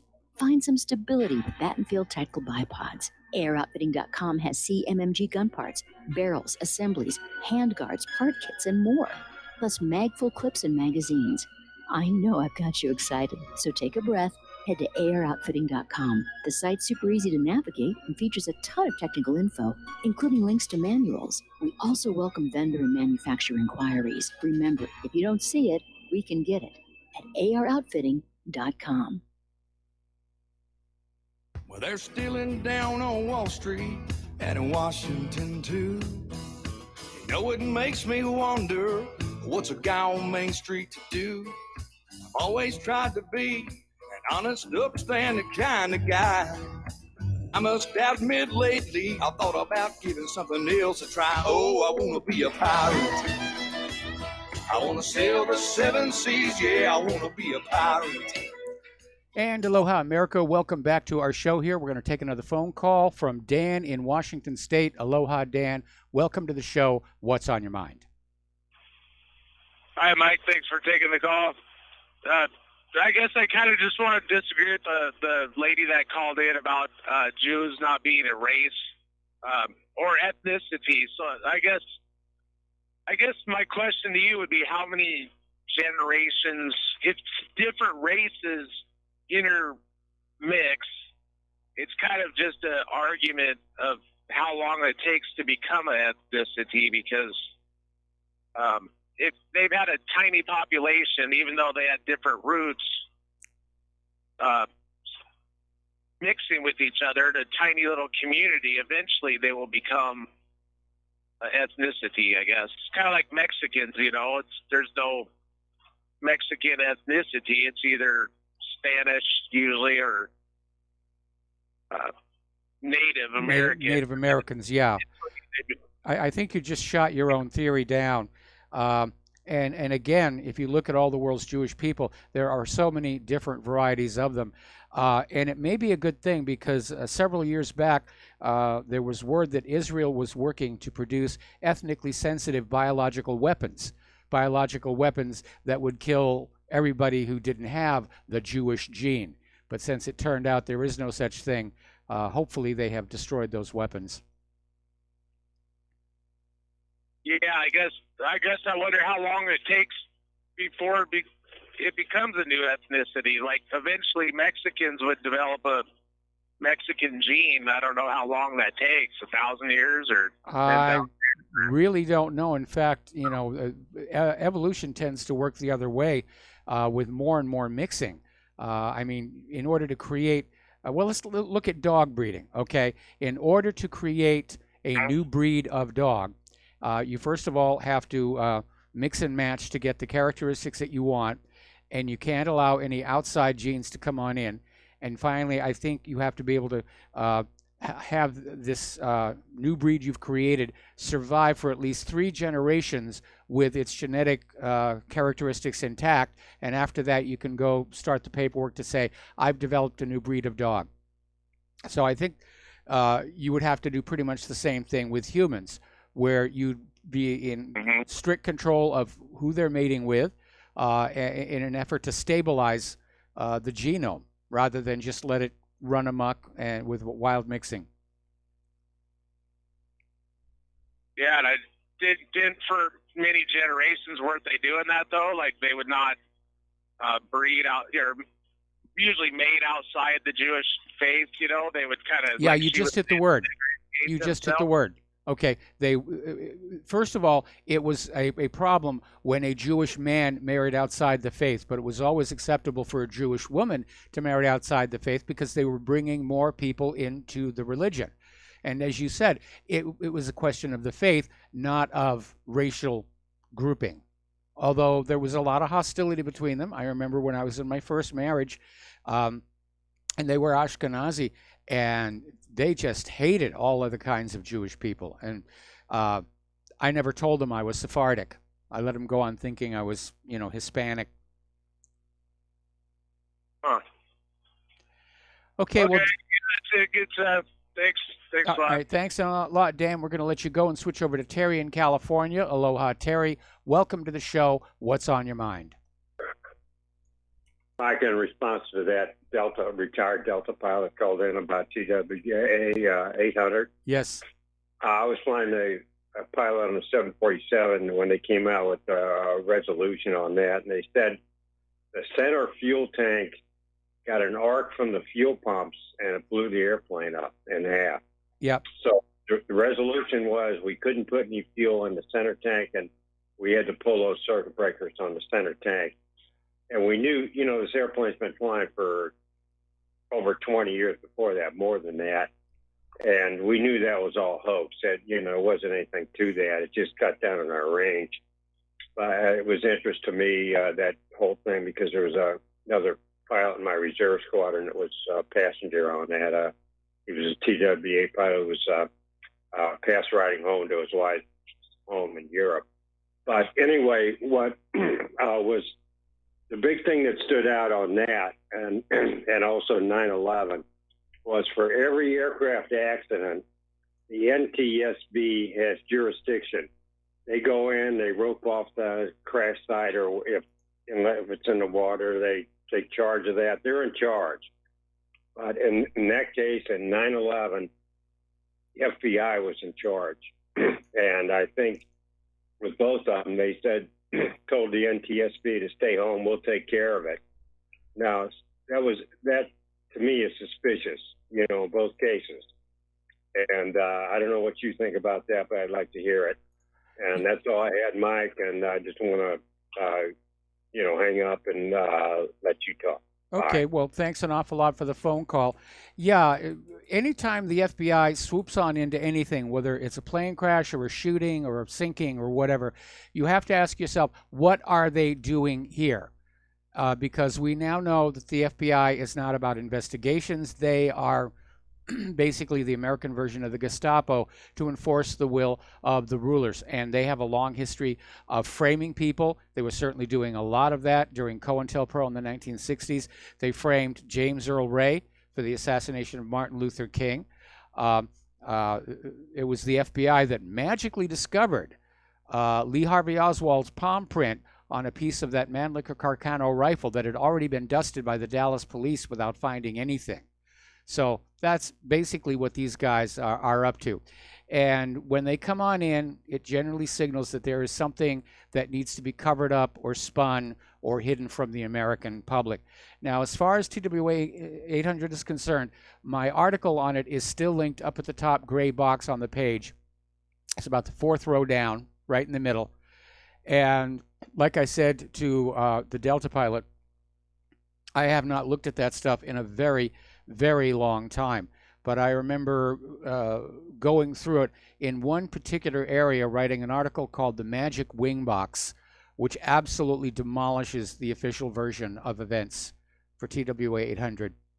Anyway, getting on back to immigration and globalism, there's this illegal alien, Bahina Rivera. He's an illegal alien from Mexico, and he's charged with murdering 20-year-old college student Molly Tibbetts. And he's getting ready to go to trial, and he's now requesting that jury selection for the September trial be moved to a county in Iowa with a Hispanic majority population.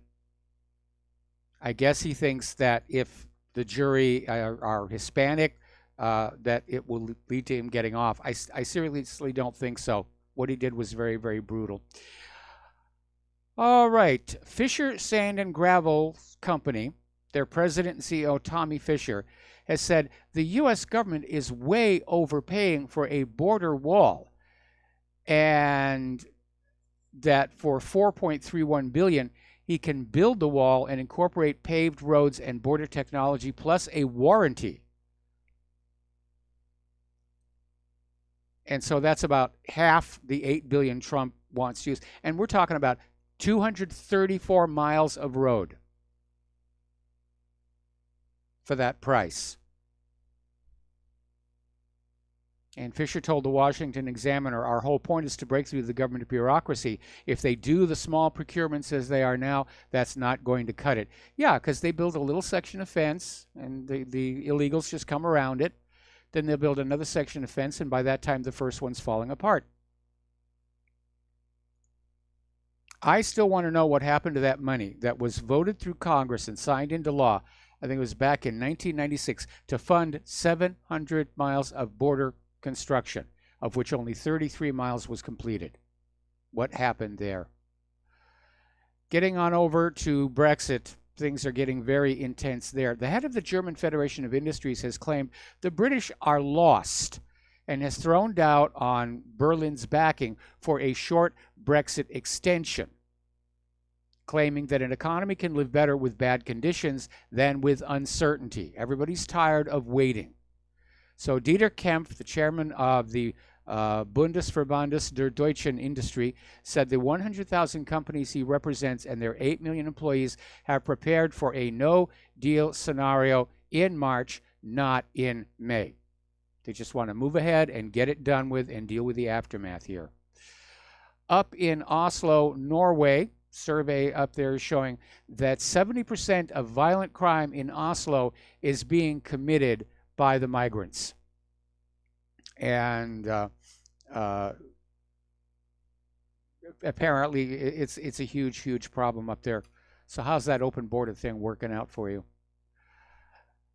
Back in Great Britain, a cross-party committee of members of parliaments has demanded, we demand, do you hear? We demand that Britain double the number of refugees imported directly from the Third World and to expand the working rights of asylum seekers.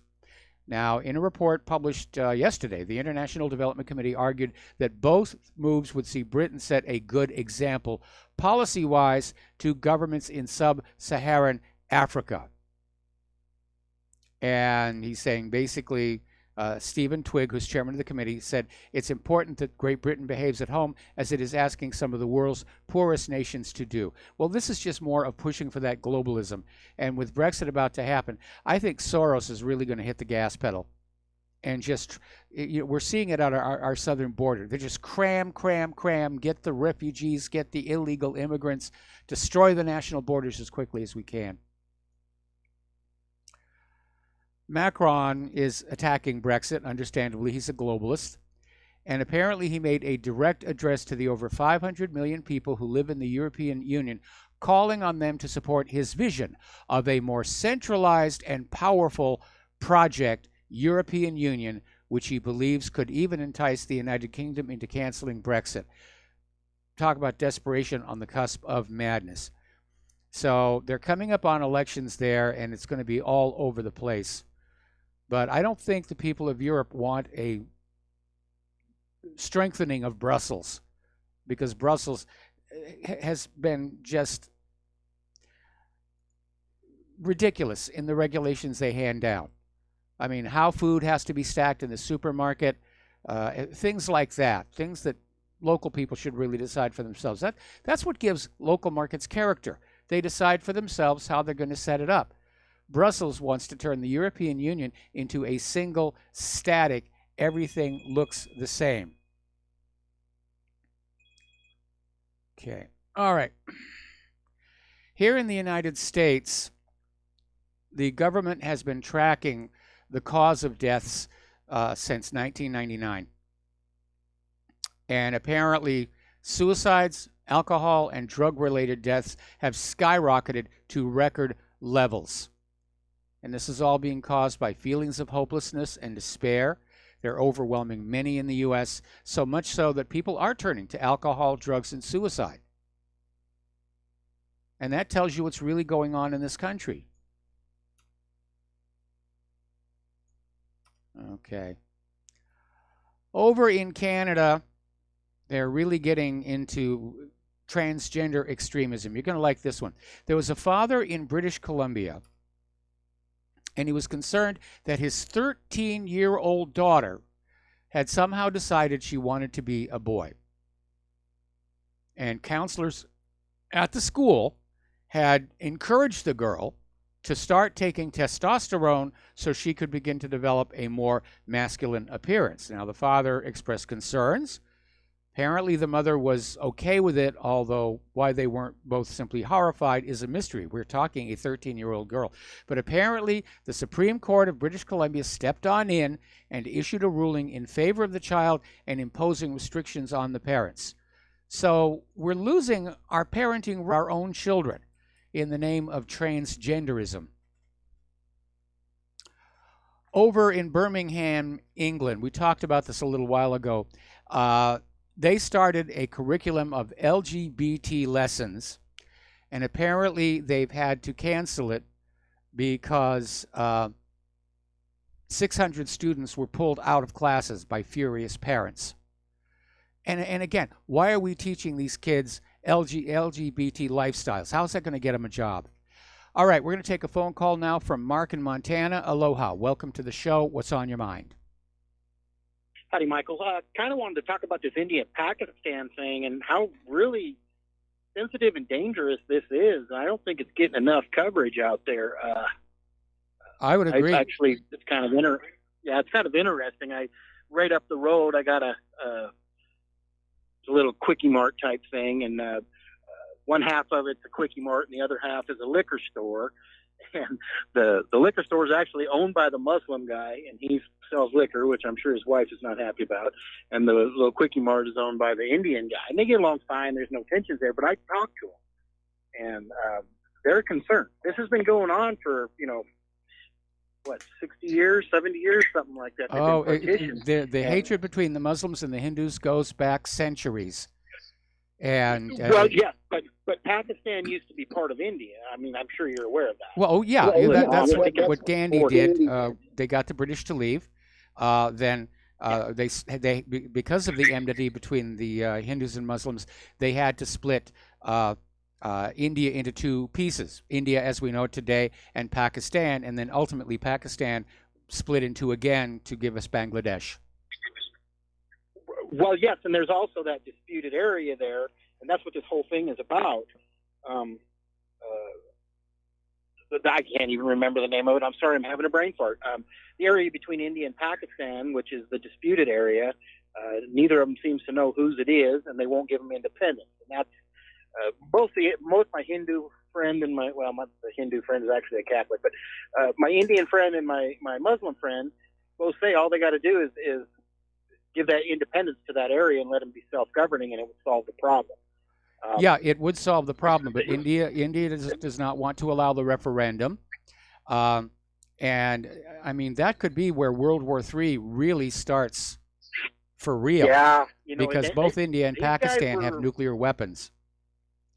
Right. And these guys were, they were talking real serious that they were kind of scared for their families over there.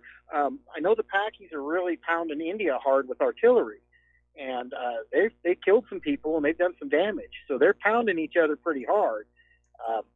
The problem is like you said, they've got nukes, and when you're dealing with I believe India is still the most populous country on the face of the earth. That could be a lot of death. I think it's the 5th most populous. Anyway, listen, we got to let you go. Got to take a break for commercials. We'll be right back.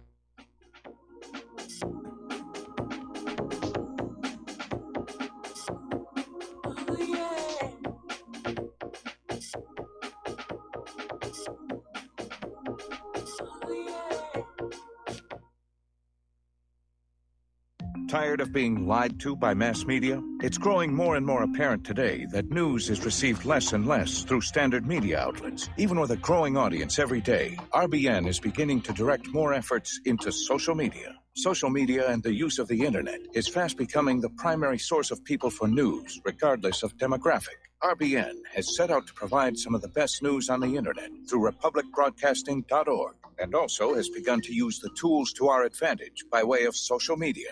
Republic Broadcasting is now operating a Facebook page to function as yet another avenue to have our collective voice reach new audiences across not only America, but across the globe as well. The Facebook page features not only news, but also an RBN player to listen to our broadcasts.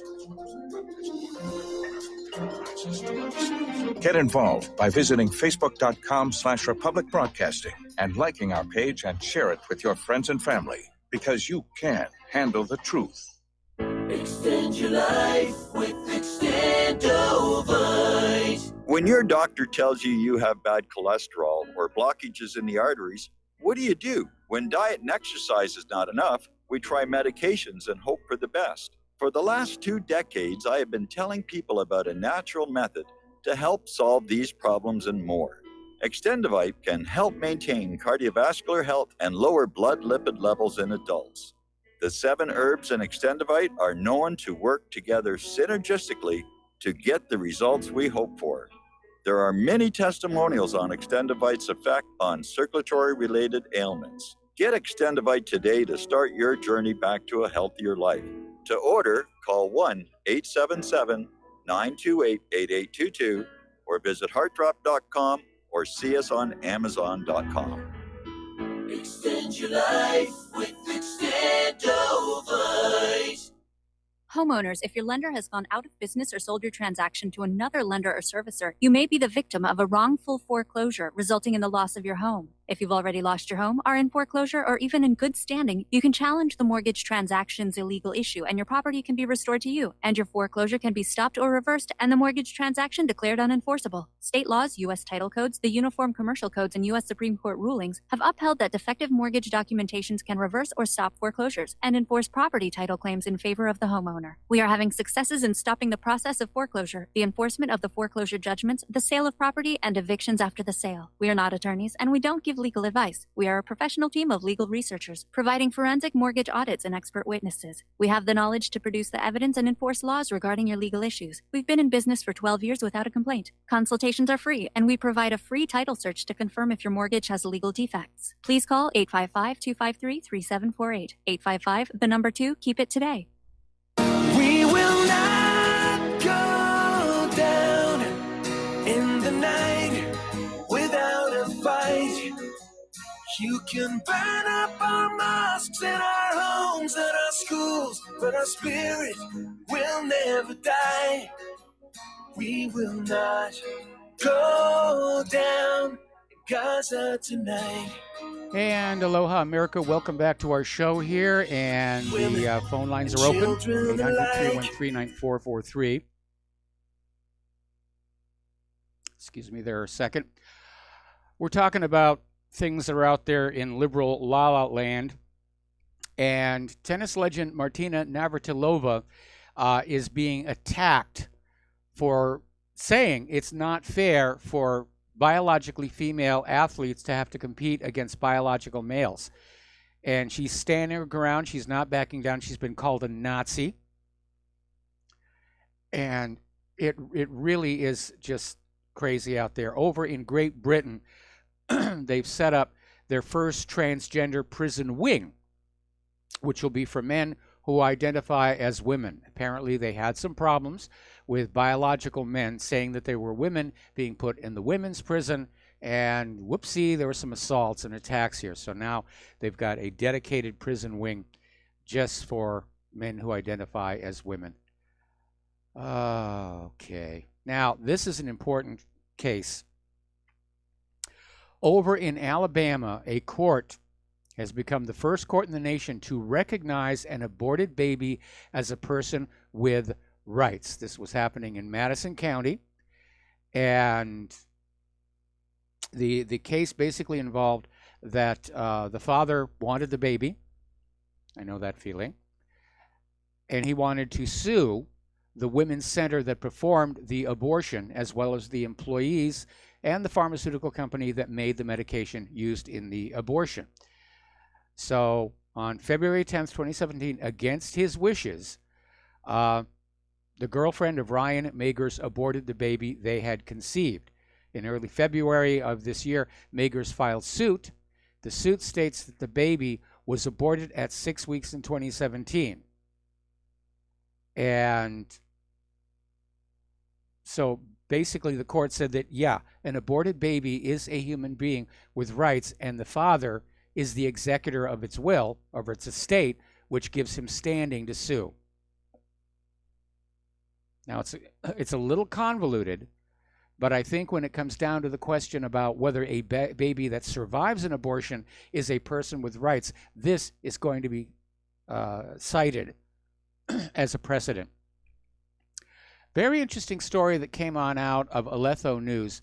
Apparently, they're still digging around this whole Skripal case. And apparently, there have been some leaks of information coming out from the hospital where the Skripals were treated. And the rumors are basically saying that they were actually poisoned by fentanyl. Now, was this a deliberate hit?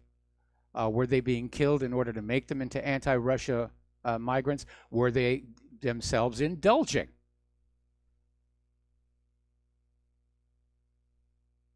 But apparently people are starting to talk. All right, we're going to take a break here for station identification. We'll be right back.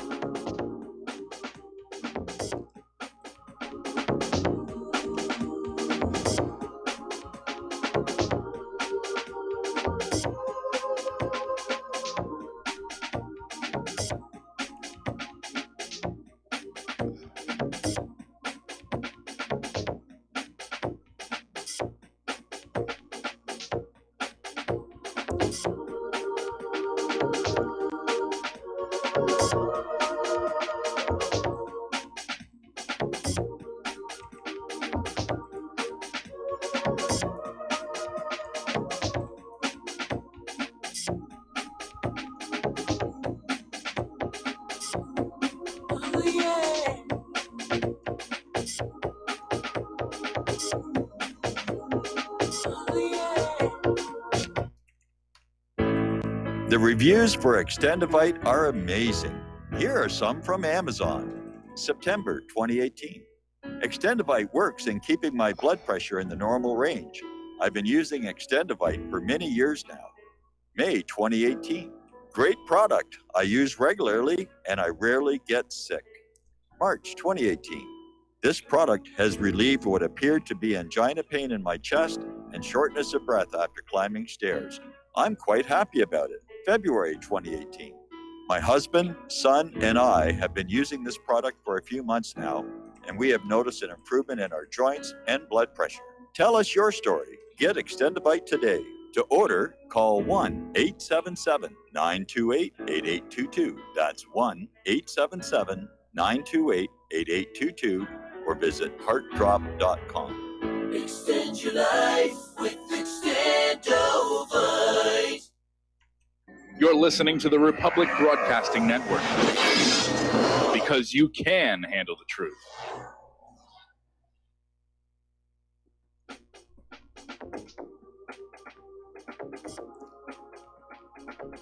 What really happened with your host, Mike Rivero, because World War III is a really bad idea. Here is your host, Michael Rivero. And aloha, America. Welcome back to our show here. Hour number 3. The phone lines are open, 800-313-9443. Over at the FDA, there, Scott Gottlieb is stepping down effective next month, and basically came up saying he was leaving to spend more time with his family, which very often is a cover for something else when went down. And no replacement has been announced yet. But the FDA has not really been doing a good job for the American people. Whether his replacement will be any better, time will solve that mystery. We have been talking a lot about the measles vaccine and how every time a class gets the mandatory vaccination, it's followed by an outbreak. And people couldn't figure out what was going on. But there is a paper that was just published in the Journal of Clinical Microbiology entitled Rapid Identification of Measles Virus Vaccine Genotype by Real-Time PCR. And it's discovered something that the pro-vaxxers don't want you to know. As it turns out, a large number of measles outbreaks are actually reactions to the measles vaccine itself. You get injected with the vaccine, you come down with a measles-like disease. So it is just a huge, huge mess. Now, the Association of American Physicians and Surgeons were testifying, or actually issued a statement to a Senate subcommittee and saying they strongly oppose mandatory vaccination. It should be our right to decide. And this idea of the government coming on in and saying, well, we think you're a hazard to those around you. Again, there have been like 100 people have died from the measles vaccination, and only a few that have died from measles itself. The last one was a lady in Washington State, and she just got the vaccine.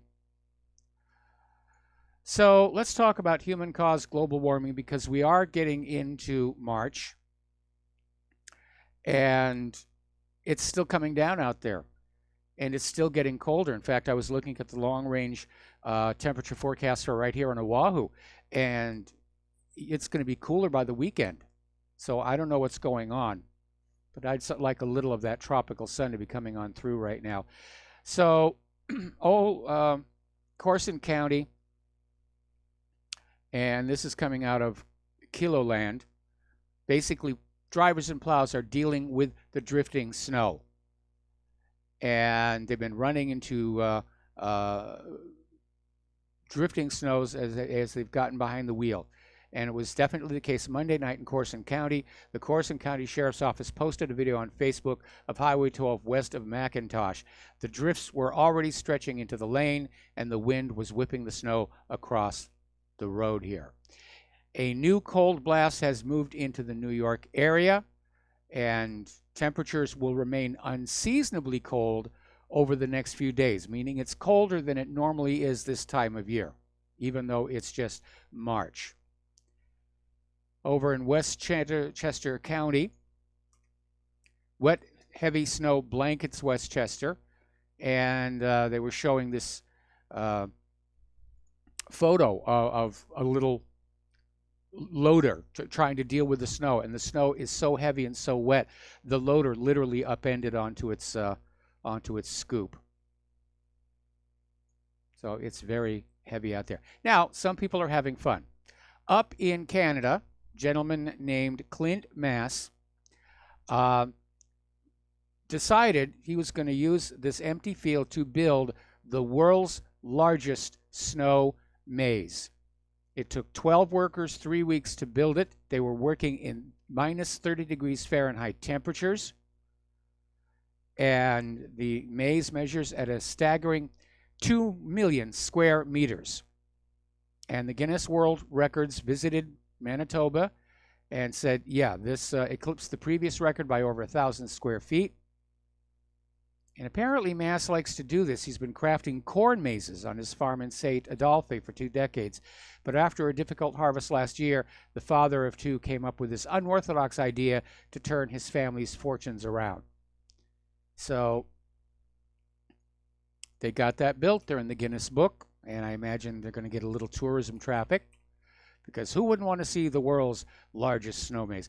I remember when we first moved here to Oahu, and up in the middle of the island is the Dole Plantation, where they're growing some of the pineapples, and of course there's a little tourist souvenir store, little diner you can get things, and in the middle of all of it was a maze, a garden maze. And when we first showed here, if you could get to the center of the maze and back out, and there was a little ticket you would get at the center of the maze, you would win a prize. Well, with the advent of Google Earth, of course, the prizes went away, but the maze is still there. Let's talk a little bit about computers here. After we do a shout out to our on-air affiliates who are just now rejoining the network. There is a new piece of malware out there. It's called Triton, and the code is designed to disable safety systems on places like refineries, nuclear reactors. It was first discovered in the Middle East, but apparently the hackers behind it are now targeting companies in North America and other parts of the world as well. And this stuff is very nasty. It basically attacks these digital automated controllers. And part of the problem is that industrial plants are going through their Internet of Things transition, where everything is being hooked to everything else. And of course, that creates more vulnerabilities for the hackers. But this is the first time that they've seen malware that is actually designed to kill and injure people. And one wonders what it's going to be used for. Is it going to be used for extortion? Or is it a military weapon being developed and tested around the world? It is a bit of a mess. All right, Edison Research is saying that all the bad press about Facebook seems to be catching up to the company. New numbers from Edison Research show an estimated 15 million fewer users in the United States compared with 2017. The biggest drop was in that very desirable 12 to 34-year-old demographic, which has the most disposable income and the most energy to go on out and buy things. Marketplace Tech got a first look at Edison's latest social media research. It revealed almost 80% of people in the U.S. are posting, tweeting, or snapping, but fewer are going to Facebook. I haven't used Facebook since last year. Okay, here's a story for those of you who are concerned about your hair color. This is from Natural News. Apparently, there is new evidence that hair dyes increase the chance of women having breast cancer. This is from Finland. And for her doctoral dissertation, researcher Sanna Heikkinen, yes, of the University of Helsinki and the Finnish Cancer Registry examined self-reported information from 8,000 Finnish women with breast cancer and a further 20,000 controls. Heikkinen observed a 23% increase in breast cancer risk for those who dyed their hair on a regular basis. So, alrighty, well, I could use some phone calls because I have actually run out of the talking points today here. And let's see what somebody is sending to me. Oh, this is the guy who was on TWA 800. Okay. Message has been disinfected. But have you gotten sick and tired of all the scammers that are just out there? That was a scam call I got when I was on the air, and it really is annoying. And one of the problems that we're having right now is there is so much. There is so much junk email, spoofing, and nobody's doing anything about it. So they're starting to modify the email systems with something called DMARC. And there's two other little systems that go with it. And the idea is you have to add these special records to your DNS record so that mail servers who are equipped for this system are more easily able to spot spoofed email addresses. But it means that your actual reply to address and your from address have to be the same, or you get tagged and thrown on out. And it's just making it harder and harder for ordinary people to do their work. And that's what Claire was dealing with earlier today. Because apparently one of the Yahoo mail service providers is misconfigured. Remember I said earlier in the show I'm getting this strange error message, and I did a web search on it. And they said, yeah, bogus MX records. So, okay, let's go on back here, see if we've got anything to talk about. Alrighty, apparently Alex Trebek just tweeted out he has stage 4 pancreatic cancer. You probably remember him, game show host. I think, if I recall correctly, he was even in Roger and Me by Michael Moore here. The Department of Homeland Security Secretary is saying illegal immigration is spiraling out of control. Warns it will get even worse. He's saying this is not a manufactured crisis. This is truly an emergency. And apparently ICE is now giving pregnancy tests to all girls over 9 years old. There are now 200 cases of mumps in the Texas Detention Center. This is a bad policy. And it's being driven, first of all, by the globalists and by the Democrats, who are just absolutely wanting to crowd as many illegal immigrant voters into this country by 2020 as they can. Nobody's playing by the rules anymore. All right, over in Japan, the narrative regarding the HPV vaccine is coming apart because apparently their version of the shot causes long-term pain. But the pharmaceutical corporation is saying, oh, it's just psychosomatic. It's in their head. There's really nothing there. We had that article, I think it was just yesterday, where people getting the HPV shot are showing rising rates of infertility. Oh, thank goodness we have ourselves a caller on the line. Charlie in Los Angeles, aloha. Welcome to the show. What's on your mind? Yeah, Rush Limbaugh's on my mind. Okay. Today was pretty interesting. He was telling his audience that Donald Trump can stop immigration anytime he wants through Title VIII. And it's like his whole audience was like shocked. Well, Rush is right. Rush is absolutely right. It's been 2 years into this.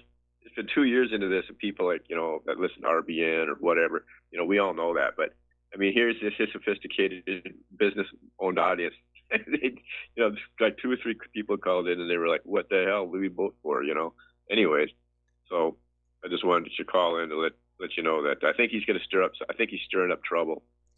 Very coming in through the back door, because his audience is going to think this is going to be discussed.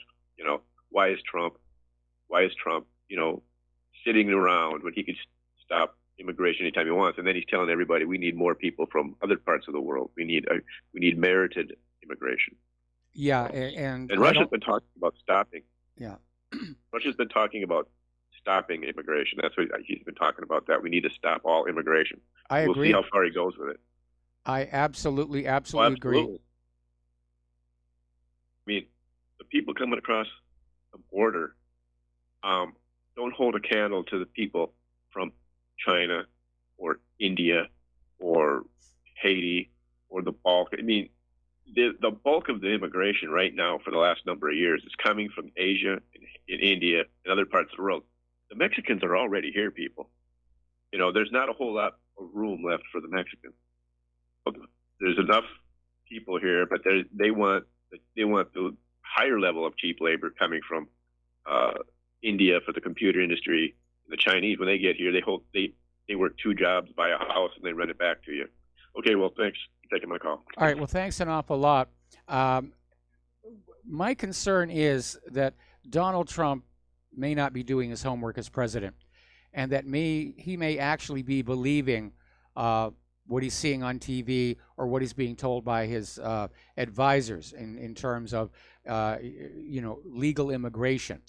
He may actually believe that we only have 3% unemployment. That's absolutely not true. The Bureau of Labor Statistics basically shuts, takes the people who've been out of work for months, if not years, and puts them in a separate category. So that 3% number they come up with, that's just the people who lost their jobs in the last 2 weeks.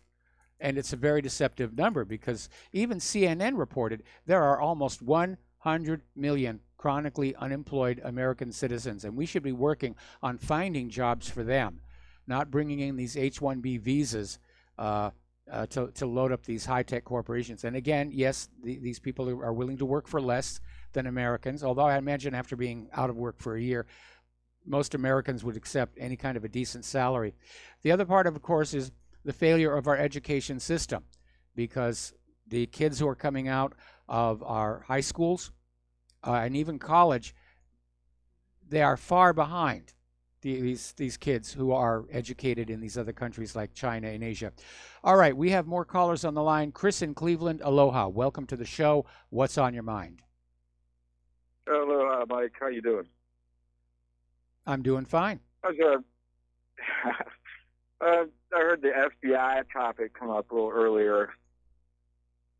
I just called briefly to see what you knew about the origins of the FBI. Well, originally, as I understand it, it was just an investigative agency. And when J. Edgar Hoover took it on over, he immediately started enlarging its influence and its power until finally he was able to turn it into its own separate law enforcement agency. But they weren't law enforcement to begin with. They were just investigators. Their job was to help the local police. Like at the very beginning in like the late 1910s, I think, is when that was. Yes. When it was an but then I think it was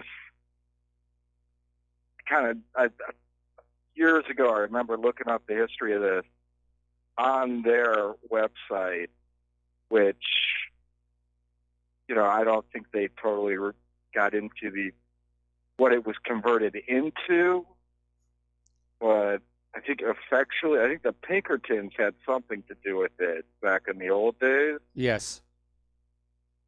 Familiar with them at all, but I think somewhere in the 20s, this is like Anslinger and all those crazy guys, I think somehow it got converted to being essentially to cover for the bank, for the Federal Reserve Bank. That's their primary mission. I don't think it's their primary mission. I mean, the reason there was an FBI to begin with, those were back in the days when criminals were driving very fast cars and they could go over a county or a state line, and the police had to stop chasing them. So there was a need for an investigative body that had jurisdiction over the entire country, and that was the justification for the FBI. I don't think the FBI's primary job is protecting the Federal Reserve, although obviously if a crime got committed there or there was some kind of a threat, I'm sure that they would show up. Mostly the FBI is about keeping watch on dissident groups, suppressing freedom of speech. And again, if you go back and you read the history of COINTELPRO, you'll see some of the things they did. The Black Panther coloring book, the staged hippie riot at Disneyland. This is the sort of things that the FBI has been doing.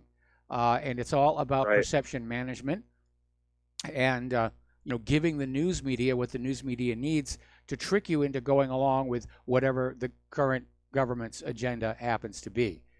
So these days, of course, they run pretty much rampant over the entire country. And yeah, they're a modern day Gestapo. Anyway, listen, Chris, got to let you go. Got to take a break for commercials. We got another caller waiting on the line, and we'll be right back.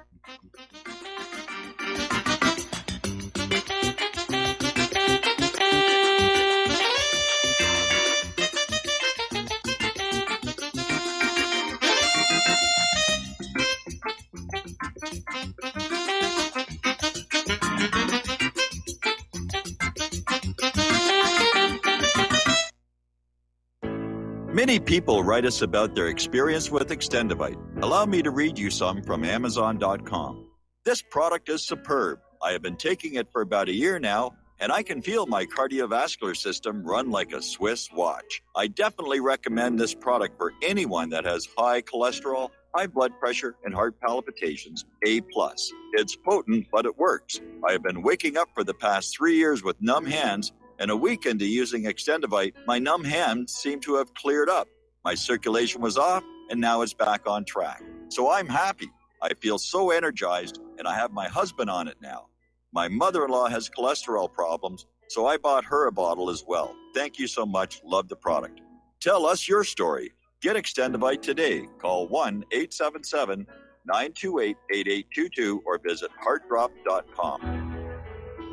Extend your life with Extendivite. Folks, we're living in a world the likes of which we've never perceived any clearer than we do now. The plan for global governance has been in the works for generations and would have likely been achieved by now, but for the fact that the globalists left open their Achilles heel. With all their tools, Federal Reserve System, fiat currency, no child left behind, and then Common Core education introduced to our schools to dumb us down, vaccines, pharmaceuticals to lobotomize us, GMO foods, insertion of compromised or bought and paid for politicians, judges, mainstream media propaganda, all pieced together like a puzzle designed to ultimately bring the world under submission. But with all their strategy, they forgot one thing: knowledge. And knowledge is power. With knowledge, their bombardment is nullified. Folks, with that, as brilliant and knowledgeable as you've become, among the wisest audience of any radio audience in the world, and you are, I want you to take a moment to reflect and ask yourself, how much of that knowledge did I obtain from Republic Broadcasting Network? How high has my consciousness been raised since I've been a listener? How fast am I now able to discriminate truth from fake news by being a Republic Broadcasting listener?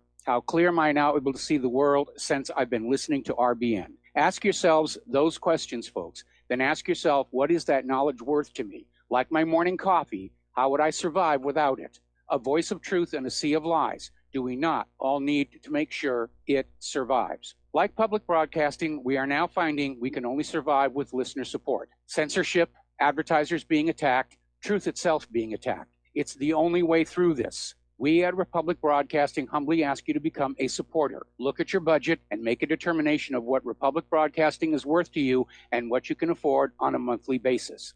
Go to republicbroadcasting.org and pledge $20, $30, $40, $50, if possible, $100 a month or more if it's affordable. Click the donate button and become a regular monthly donor. Assure both us and yourself that Republic Broadcasting truth will continue to flow like that morning coffee. The network thanks you.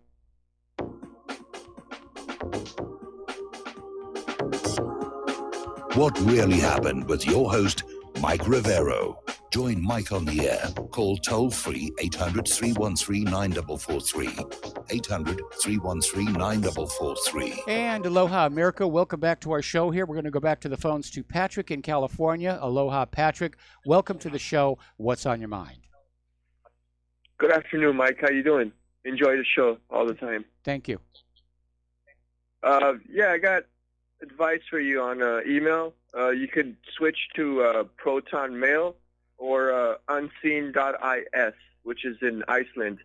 You got Switzerland or Iceland. It's your choice. And I've used both of them. The one in Iceland, the service went down, the servers. Yeah. But the one in Switzerland, we haven't had any problems. So feel free to use protonmail.com. I was looking at Proton Mail. Here's a question. My wife uses Outlook for her email, and she's got a lot of data in there, contacts, tasks, the calendar, everything.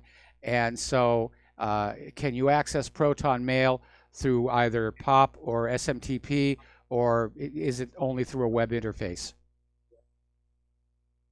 You can use you and your wife or whoever, and whoever it is. You guys can use the same Proton Mail, and it could be encrypted. And then if you want more data, you just donate, and you just get more data. It's pretty awesome. Okay. Highly recommend it. Well, I was looking at Proton Mail myself, but I think the point I was trying to make is that as our nation deteriorates, and it is clearly deteriorating, companies are cutting corners. They're not being as careful with what they're doing, and we're starting to feel it down here at the consumer level with products that don't work right out of the box, with computer problems that are just out of control, bad software, bad hardware, and it does feel like we're in a decline. And I'm one of those old-fashioned people that, when I was growing up, you'd go and you'd buy something and you'd use it, and if it broke, it was easy to repair, which is necessary when you're growing up in farming country.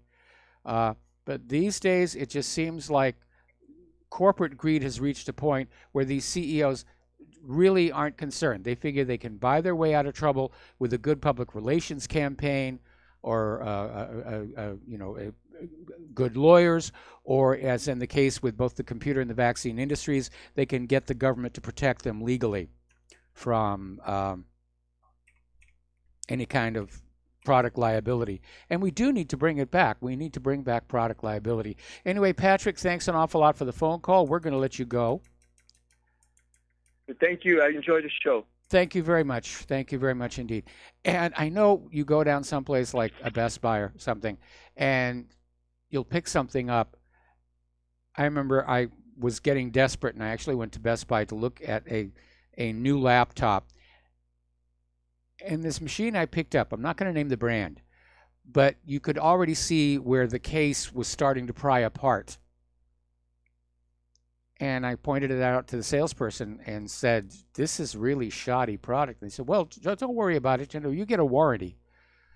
Like that makes it all better. I don't want a warranty. I want reliability. Because if I have to bring these things in on the warranty, especially over and over and over again, that's time out of my day. That's time that whatever this is isn't doing what it's supposed to do. And I remember when there was a time where the United States was admired and looked up to for building quality products that lasted forever. And everybody around the world wanted them. And it's not that way any longer, unfortunately. Anyway, apparently iPhone sales are falling. And apparently Apple is now positioning its booming digital services business as its new profit empire. And apparently this has led to a backlash against the rich commissions Apple earns from all purchases and subscriptions made via iPhone. And it could actually undercut the App Store, which generates about a third of the company's services revenue. Now, last year, Netflix rebelled against Apple's fees, which can range from 15% to 30%. That's a hefty shot. Analysts fear other companies may follow, and attorneys representing consumers in a pending Supreme Court case charge Apple is an unfair monopolist in the market for iPhone apps. And an adverse decision in that case could open a legal door that might eventually force Apple to cut its generous commissions and, of course, open the door to other companies to produce iPhone apps. Now, you can get alternative iPhone apps now if you jailbreak your phone, but that can lead to all kinds of security issues. When I first got my first iPhone, I jailbroke it immediately. And I could telnet into it and prowl through the file system, but I'm a little past that kind of thing right now. I haven't even had time to play with my Raspberry Pi, my little Linux box here. All right, we're coming up here on another commercial break, and we'll be back after these few words.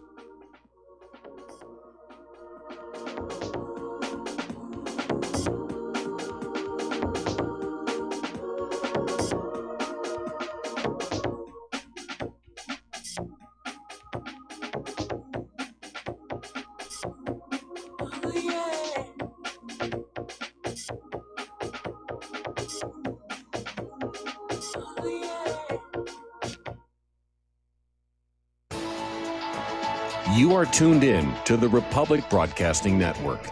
Visit our website by going to republicbroadcasting.org.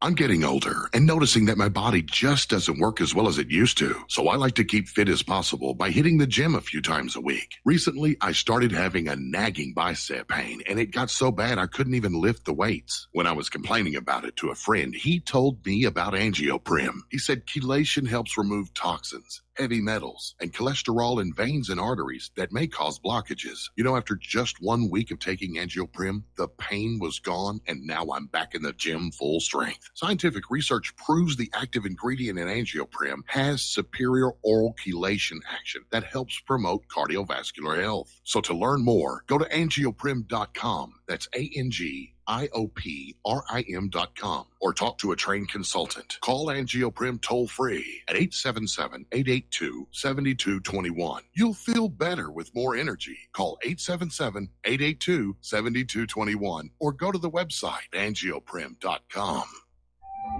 Did you know that neither the American Medical Association nor the American Bar Association were established to benefit the American people? Have you recognized that in our country, healthcare has little to do with health, and that our court system has nothing to do with justice? The priests of both medicine and law have been incentivized to implement a dark agenda on behalf of the Bilderbergers and their ilk. To protect ourselves and our progeny, we need to take a much closer look at how these two giant industries really work. Join me on In Defense of Humanity, Saturdays at 7 p.m. Central, as we expose the matrix and learn how not to consent to our own destruction. Don't regret growing old. It's a privilege denied to many. Heart disease is taking our youth from us. Young people in their 30s, 40s, 50s, and beyond are dying needlessly. One of the hardest messages I've ever had to deliver is to convince people that something natural like Extendivite should be taken as a preventative measure. I'm sure you heard an ounce of prevention is worth a pound of cure. Extendivite is that ounce. Take Extendivite for 1 year and see what your doctor has to say and how much better you feel. Herbs take time to address the problem. It took years of life to have a problem. Give Extendivite 1 year to fix the problem. Don't wait until it's too late. Call 1-877-928-8822 or visit heartdrop.com or visit us on Amazon. Extend your life with Extendovite. What this country is coming to, I sure would like to know if they don't do something by and by. The rich will live and the poor will die. Doggone, I mean the panic is on. Can't get no way, can't draw no pay. Unemployment. And aloha, America. Welcome back to our show, and we're going to talk a little bit about some space stuff. I'm a big fan of astronomy. I built my first telescope in junior high. And, of course, we have pretty good skies out here in Hawaii, along with one of the world's finest observatories. And they're still going back and forth over the 30-meter telescope. And I hope they go ahead and build it up there. And I certainly plan on visiting it if the volcano isn't yapping all over everything. Up on Mars, the InSight rover has had to have its mole taken offline. And it was an ambitious project. It's designed to dig up to 16 feet to the ground. And it's been working since February 28th. But apparently controllers finally realized it wasn't actually making any progress, and subsequent analysis suggested the mole, which is just 16 inches in length, has scarcely got out of the tube which was guiding its descent into the planet's surface. And they're saying it got maybe a depth of between 7 and 20 inches after 4,000 hammer blows. Now, the issue here is just looking at the photos of the surface, you can see there's a lot of rocks. And they got past one rock. Now they think they've hit another one. So they're going to shut them all down and try and assess what they can do. They're under some serious constraints. That lander can't move. It's not... I don't think it's really able to relocate the drill. Okay, that's interesting. All right, we're going to take a phone call. Jim in New York. Aloha. Welcome to the show. What's on your mind? Oh, hi, Mike. How are you today? Fine. You know, I see this every day in the paper, Alexandria Cortez, and it's like even a lot of sites I used to like, it seems like they obsess over this woman. I mean, she's just a freshman congresswoman. She has limited power. Yes. I think it's. I find a lot of the alt-right sites they're wasting their time. If they want to worry, they should be worried about these neocons around Trump, like Mike Pence, John Bolton, Pompeo. These people are dangerous, but it seems like the alt-right, they just obsess over this woman, Cortez. I don't know why. Well, she was supposed to be the rising darling of the Democratic Party, and she certainly has presence. You know, she obviously represents a certain group of people and an agenda who are going to be promoting her in order to promote their own interests. But I think she may be self-destructing and going down in flames over this dark money scandal, along with the fact that some of the things that she's come up with, like the Green New Deal, it sounds really good on a TV interview, but it is ultimately unworkable. Oh, yes, that won't get passed, but I just, I would just ignore her. I mean, I don't think she's got any real power, and the same with Omar, the congresswoman, or they're really going after her. Yeah, they are, and she's standing firm, and I think that's a good thing for her to do. I have a much higher regard for Ilhan Omar than I do for Alexandria Ocasio-Cortez. Well, I think she's almost like a lightning rod. She's the Democratic version of Sarah Palin. Yes, that's a very good analogy. But again, I'd be more worried about Pence, Bolton, and all those characters. That's all I wanted to say. Have a great show, Mike. All right, thanks an awful lot. We're going to let you go. Yeah, we're getting this image that Trump is easy to manipulate.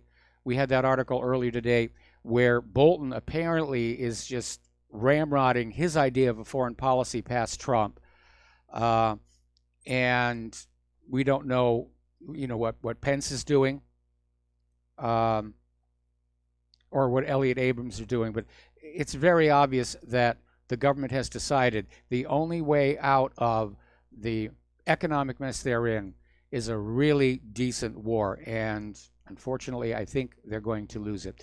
Anyway, we're talking about the InSight lander, and I had to do a little check there online because I thought it was a lander. It sets down, it can't move, but over at the Express, they described it as a rover, but it isn't. They didn't check their facts on that. So they're not going to be able to relocate that mole anywhere. And again, looking at all the rocks that are visible in that image of the surface, there's going to be rock down there. And I think maybe whoever engineered the mole may have gone a different way. I know they want to get down to 16 feet into the ground. I think they should have gone with a scoop like we had on Viking.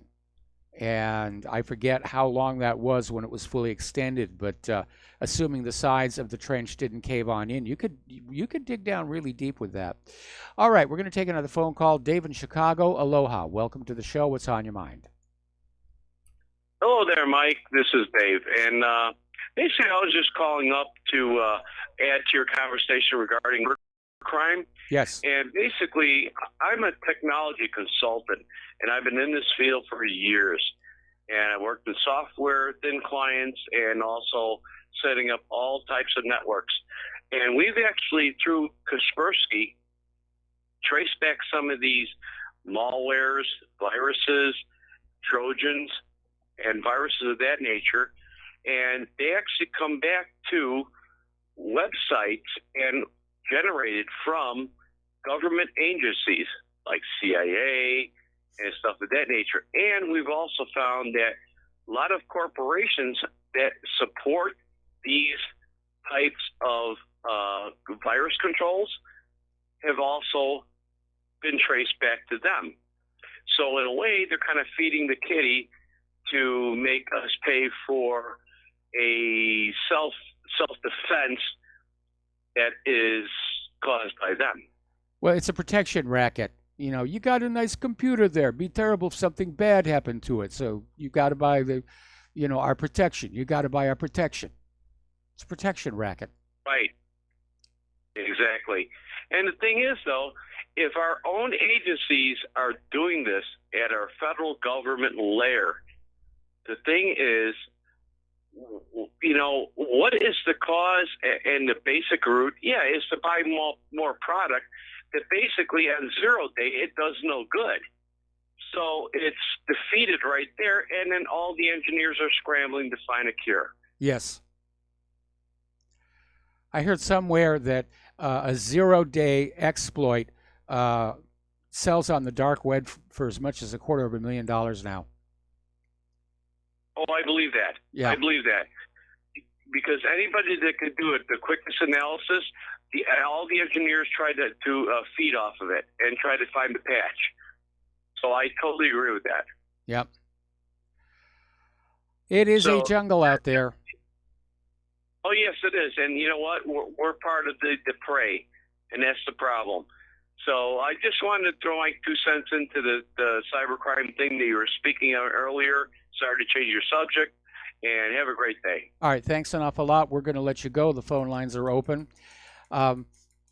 And yeah, I mean, ever since home computers came around, well, even before that, people were just playing on the net, on the Unix machines, just seeing if they could get them to do bad things. And yes, they can. And now of course, it's big business. We're not dealing with, a bunch of kids in their parents' basement with a script generator. We're dealing with well-organized and well-funded criminal enterprises. Okay, getting on back to space, NASA had a little bit of good news. Actually, this was back in December, but I didn't report it back then. NASA's OSIRIS-REx spacecraft arrived at the asteroid Bennu, and amazingly enough, they have discovered water.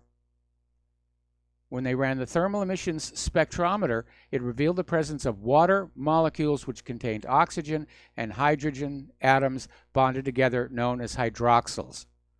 So they're starting to find a lot more water out there than they thought. Meanwhile, New Horizons apparently is now heading toward yet another Kuiper Belt object and is basically going to be, again, making more history out there. NASA is continuing to talk about a colony on the moon, and they're basing it on two bombshell discoveries. One is the fact that of the ice inside the moon's darkest craters, meaning there is a supply of water there that they can live on. And the other discovery apparently is the ion engine, which it's not as thunderous and impressive as the F-1s, but apparently can get you to the moon a lot quicker. All right, we're going to take another phone call. This is Mark in Philadelphia. Aloha. Welcome to the show. What's on your mind? Hello, Michael. I'd like to bring up one series, and I'm just going to touch on it. The series called Europa, The Last Battle. I encourage everybody to look it up on YouTube. If you haven't watched it yourself, Michael, it's incredibly revealing about communism, Bolshevism, Zionism, whatever you want to call it. They're all the same, basically. I encourage people to watch it. If you had to buy it, it's like $150 if you bought the DVD series. But it's free on YouTube. It's 10 parts, and it's over 10 hours, but it's very well worth watching and actually studying. I'm on my second turn of watching it. So there's another one that I just discovered, and I'm not into watching movies necessarily for entertainment. I like to watch true-to-life stuff. Yes. This is a Russian production, and it's on Netflix, and it's called Trotsky. Okay? And I didn't really know. I know Trotsky was, elemental in the stir there with communism, but I didn't know very many details. Well, this series brings out some details, and it also brings up Lenin and then Koba, who is Stalin. Mm-hmm. And I'm telling you, when you watch it, there's a lot of people going along with this stuff, right, and following these guys, and then they start finding out that these guys are, they don't care about anybody but themselves, and they don't care about life. And I have to wonder, though. I started wondering. I said, well, did anybody surrounding these guys just think that they're crazy, they're maniacs, they're evil, and just somebody ought to just, they need to take them out. But for some reason, people hesitated to take these guys out. They're just, evil. They're just evil. And so my sense of it, what's going on in our nation is the destruction of distinctions, the destruction of principles, the destruction of what's good. And so they have us distracted. They have us dissenting with each other. They have us confused, distracted, frustrated. They keep us in a ever-present moment of fear, and we got to stop buying into it because they don't want us to think. They don't want us to think and feel what's real and what's good. They want to destroy distinctions of good. Yep. And little by little, they're accomplishing it. And anybody that goes along with it, they better wake up. Really, they're maniacs. They're evil maniacs. They're not about life.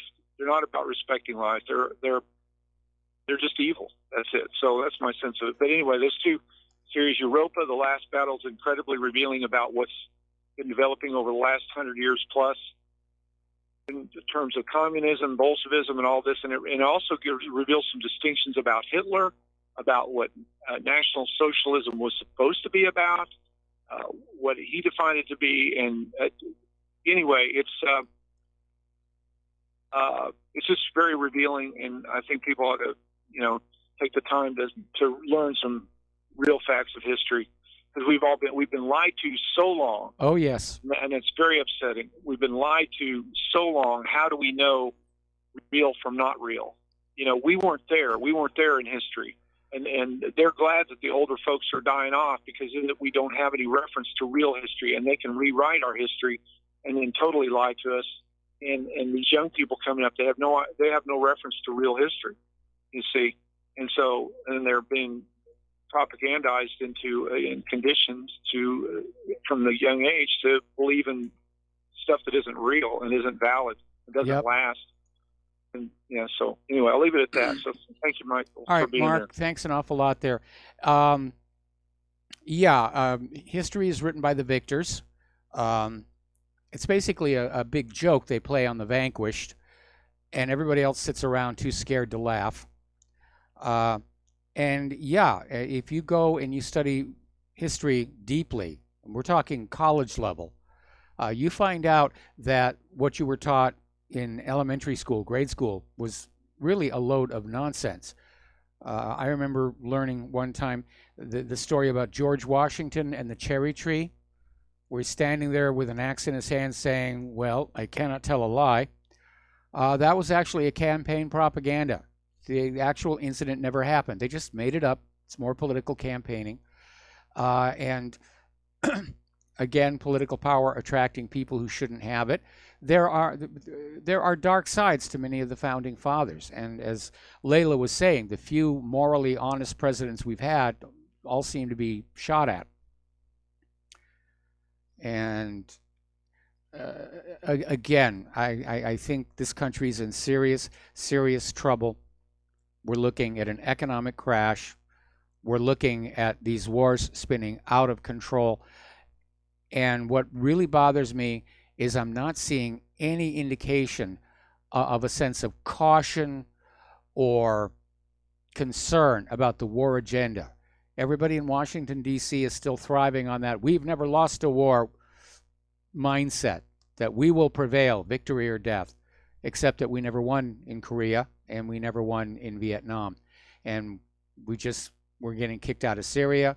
We're getting ready to leave Afghanistan. We're going to claim that we won in Afghanistan, but we didn't. All right, got to take another break for a commercial. Back with the last segment of our show today after these few words.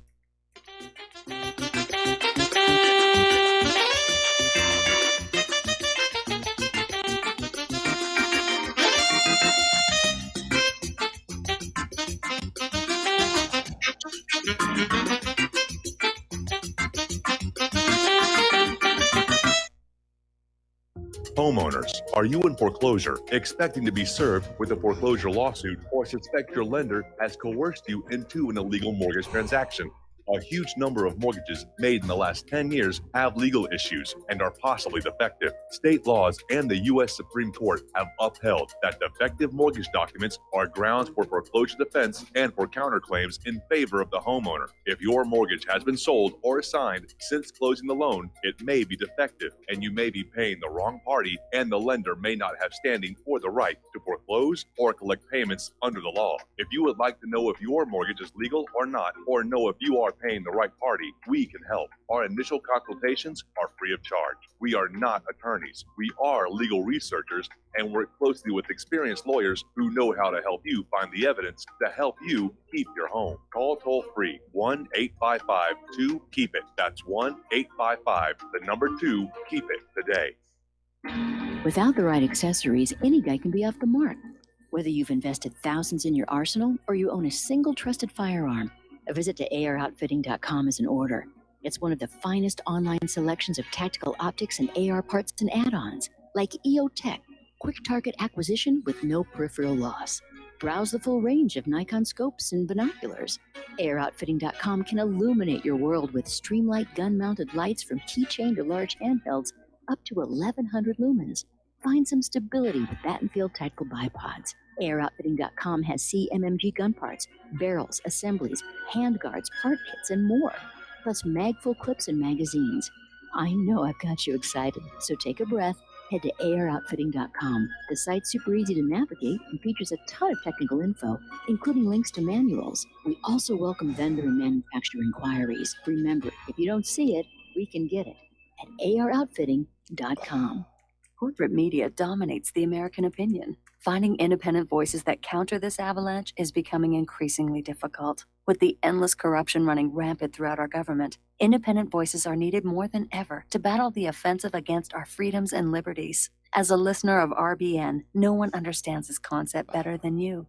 Now it's up to you to do your part. The time has come for you to take action and begin broadcasting the truth to hundreds or thousands of people every month. Sound impossible? Quite the contrary. With pointed slogans from libertystickers.com, you can reach countless sleeping Americans unaware that they live in a real-life wonderland. Libertystickers.com has a huge inventory of political bumper stickers and messages that reflect the truth about our government, our politicians, and the future of America. With so many in stock, there's one perfect for you. Visit us today at libertystickers.com. Again, that's libertystickers.com.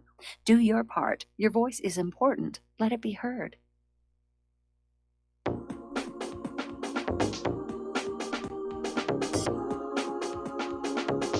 What Really Happened with your host, Mike Rivero. Visit us online at whatreallyhappened.com. Here is your host, Michael Rivero. And aloha, America. Welcome back to the show here. Last segment of our show today. Boy, I'm really tired by the time we get to the end of this thing. And a few stories here to finish up. Speaking of Proton Mail, which we had a caller call on into it, apparently there is a recent variant of the Guaranteed Decrypt ransomware. And it's been found that it pretends to be from the security team for Proton Technologies, which is the company behind Proton Mail and Proton VPN. And the ransomware family was found by ransomware researcher Michael Gillespie in October of last year. And while it has never achieved a large-scale distribution like other ransomware, it has seen a steady trickle of victims since it has been released. So it is a jungle out there. And I'm going to share with you some common sense things. Don't do your banking over your electronic device. The only time we will have our electronic device talk to the bank, it's a desktop computer, to see what the current balance is, what checks have come in. We don't have it configured to transfer any money. You got to start taking back your life from the cyber criminals. And understand your smartphone, your tablet, your laptop, they are being used against you. And you have to sort of develop this foxhole mentality of saying, is the benefit of making my data available on this machine, does it outweigh the risk? Most times you're probably going to say, no, it really doesn't here. Interesting little story. Apparently, scientists switched off a gene in the roundworm and discovered that the lifespan of the roundworm doubled. So already, I'm sure the money junkies are out there saying, oh, snip my gene, snip my gene. Apparently, heart patients taking statins face a higher risk of type 2 diabetes, as study adds further fuel to scientific row over the cholesterol-busting drugs. And statins brought to market, approved for use, marketed like crazy, turned out to not be as good as they were supposed to be. And now we're finding out they give you a higher risk of type 2 diabetes. My youngest brother was on statins. He'd suffered a stroke, and the doctor said, we're going to put you on statins. And the problem with statins, it doesn't dissolve the cholesterol from your blood vessels slowly. It can, in many cases, cause a big chunk to fall off and get into some place it shouldn't be. And that appears to be what happened with my youngest brother. And anyway, so this week we're seeing more cooling around the planet. We're seeing these climate extremes, mostly in the cold. They've had some hot days down in Australia. But it's not your fault. That's the big lie, is that somehow you are to blame and you must atone for it with carbon taxes and obedience to a global authority. It's just another scam like so many other scams that we've seen. Saddam's nuclear weapons, Assad's sarin gas. Who knows what they'll come up with from Maduro.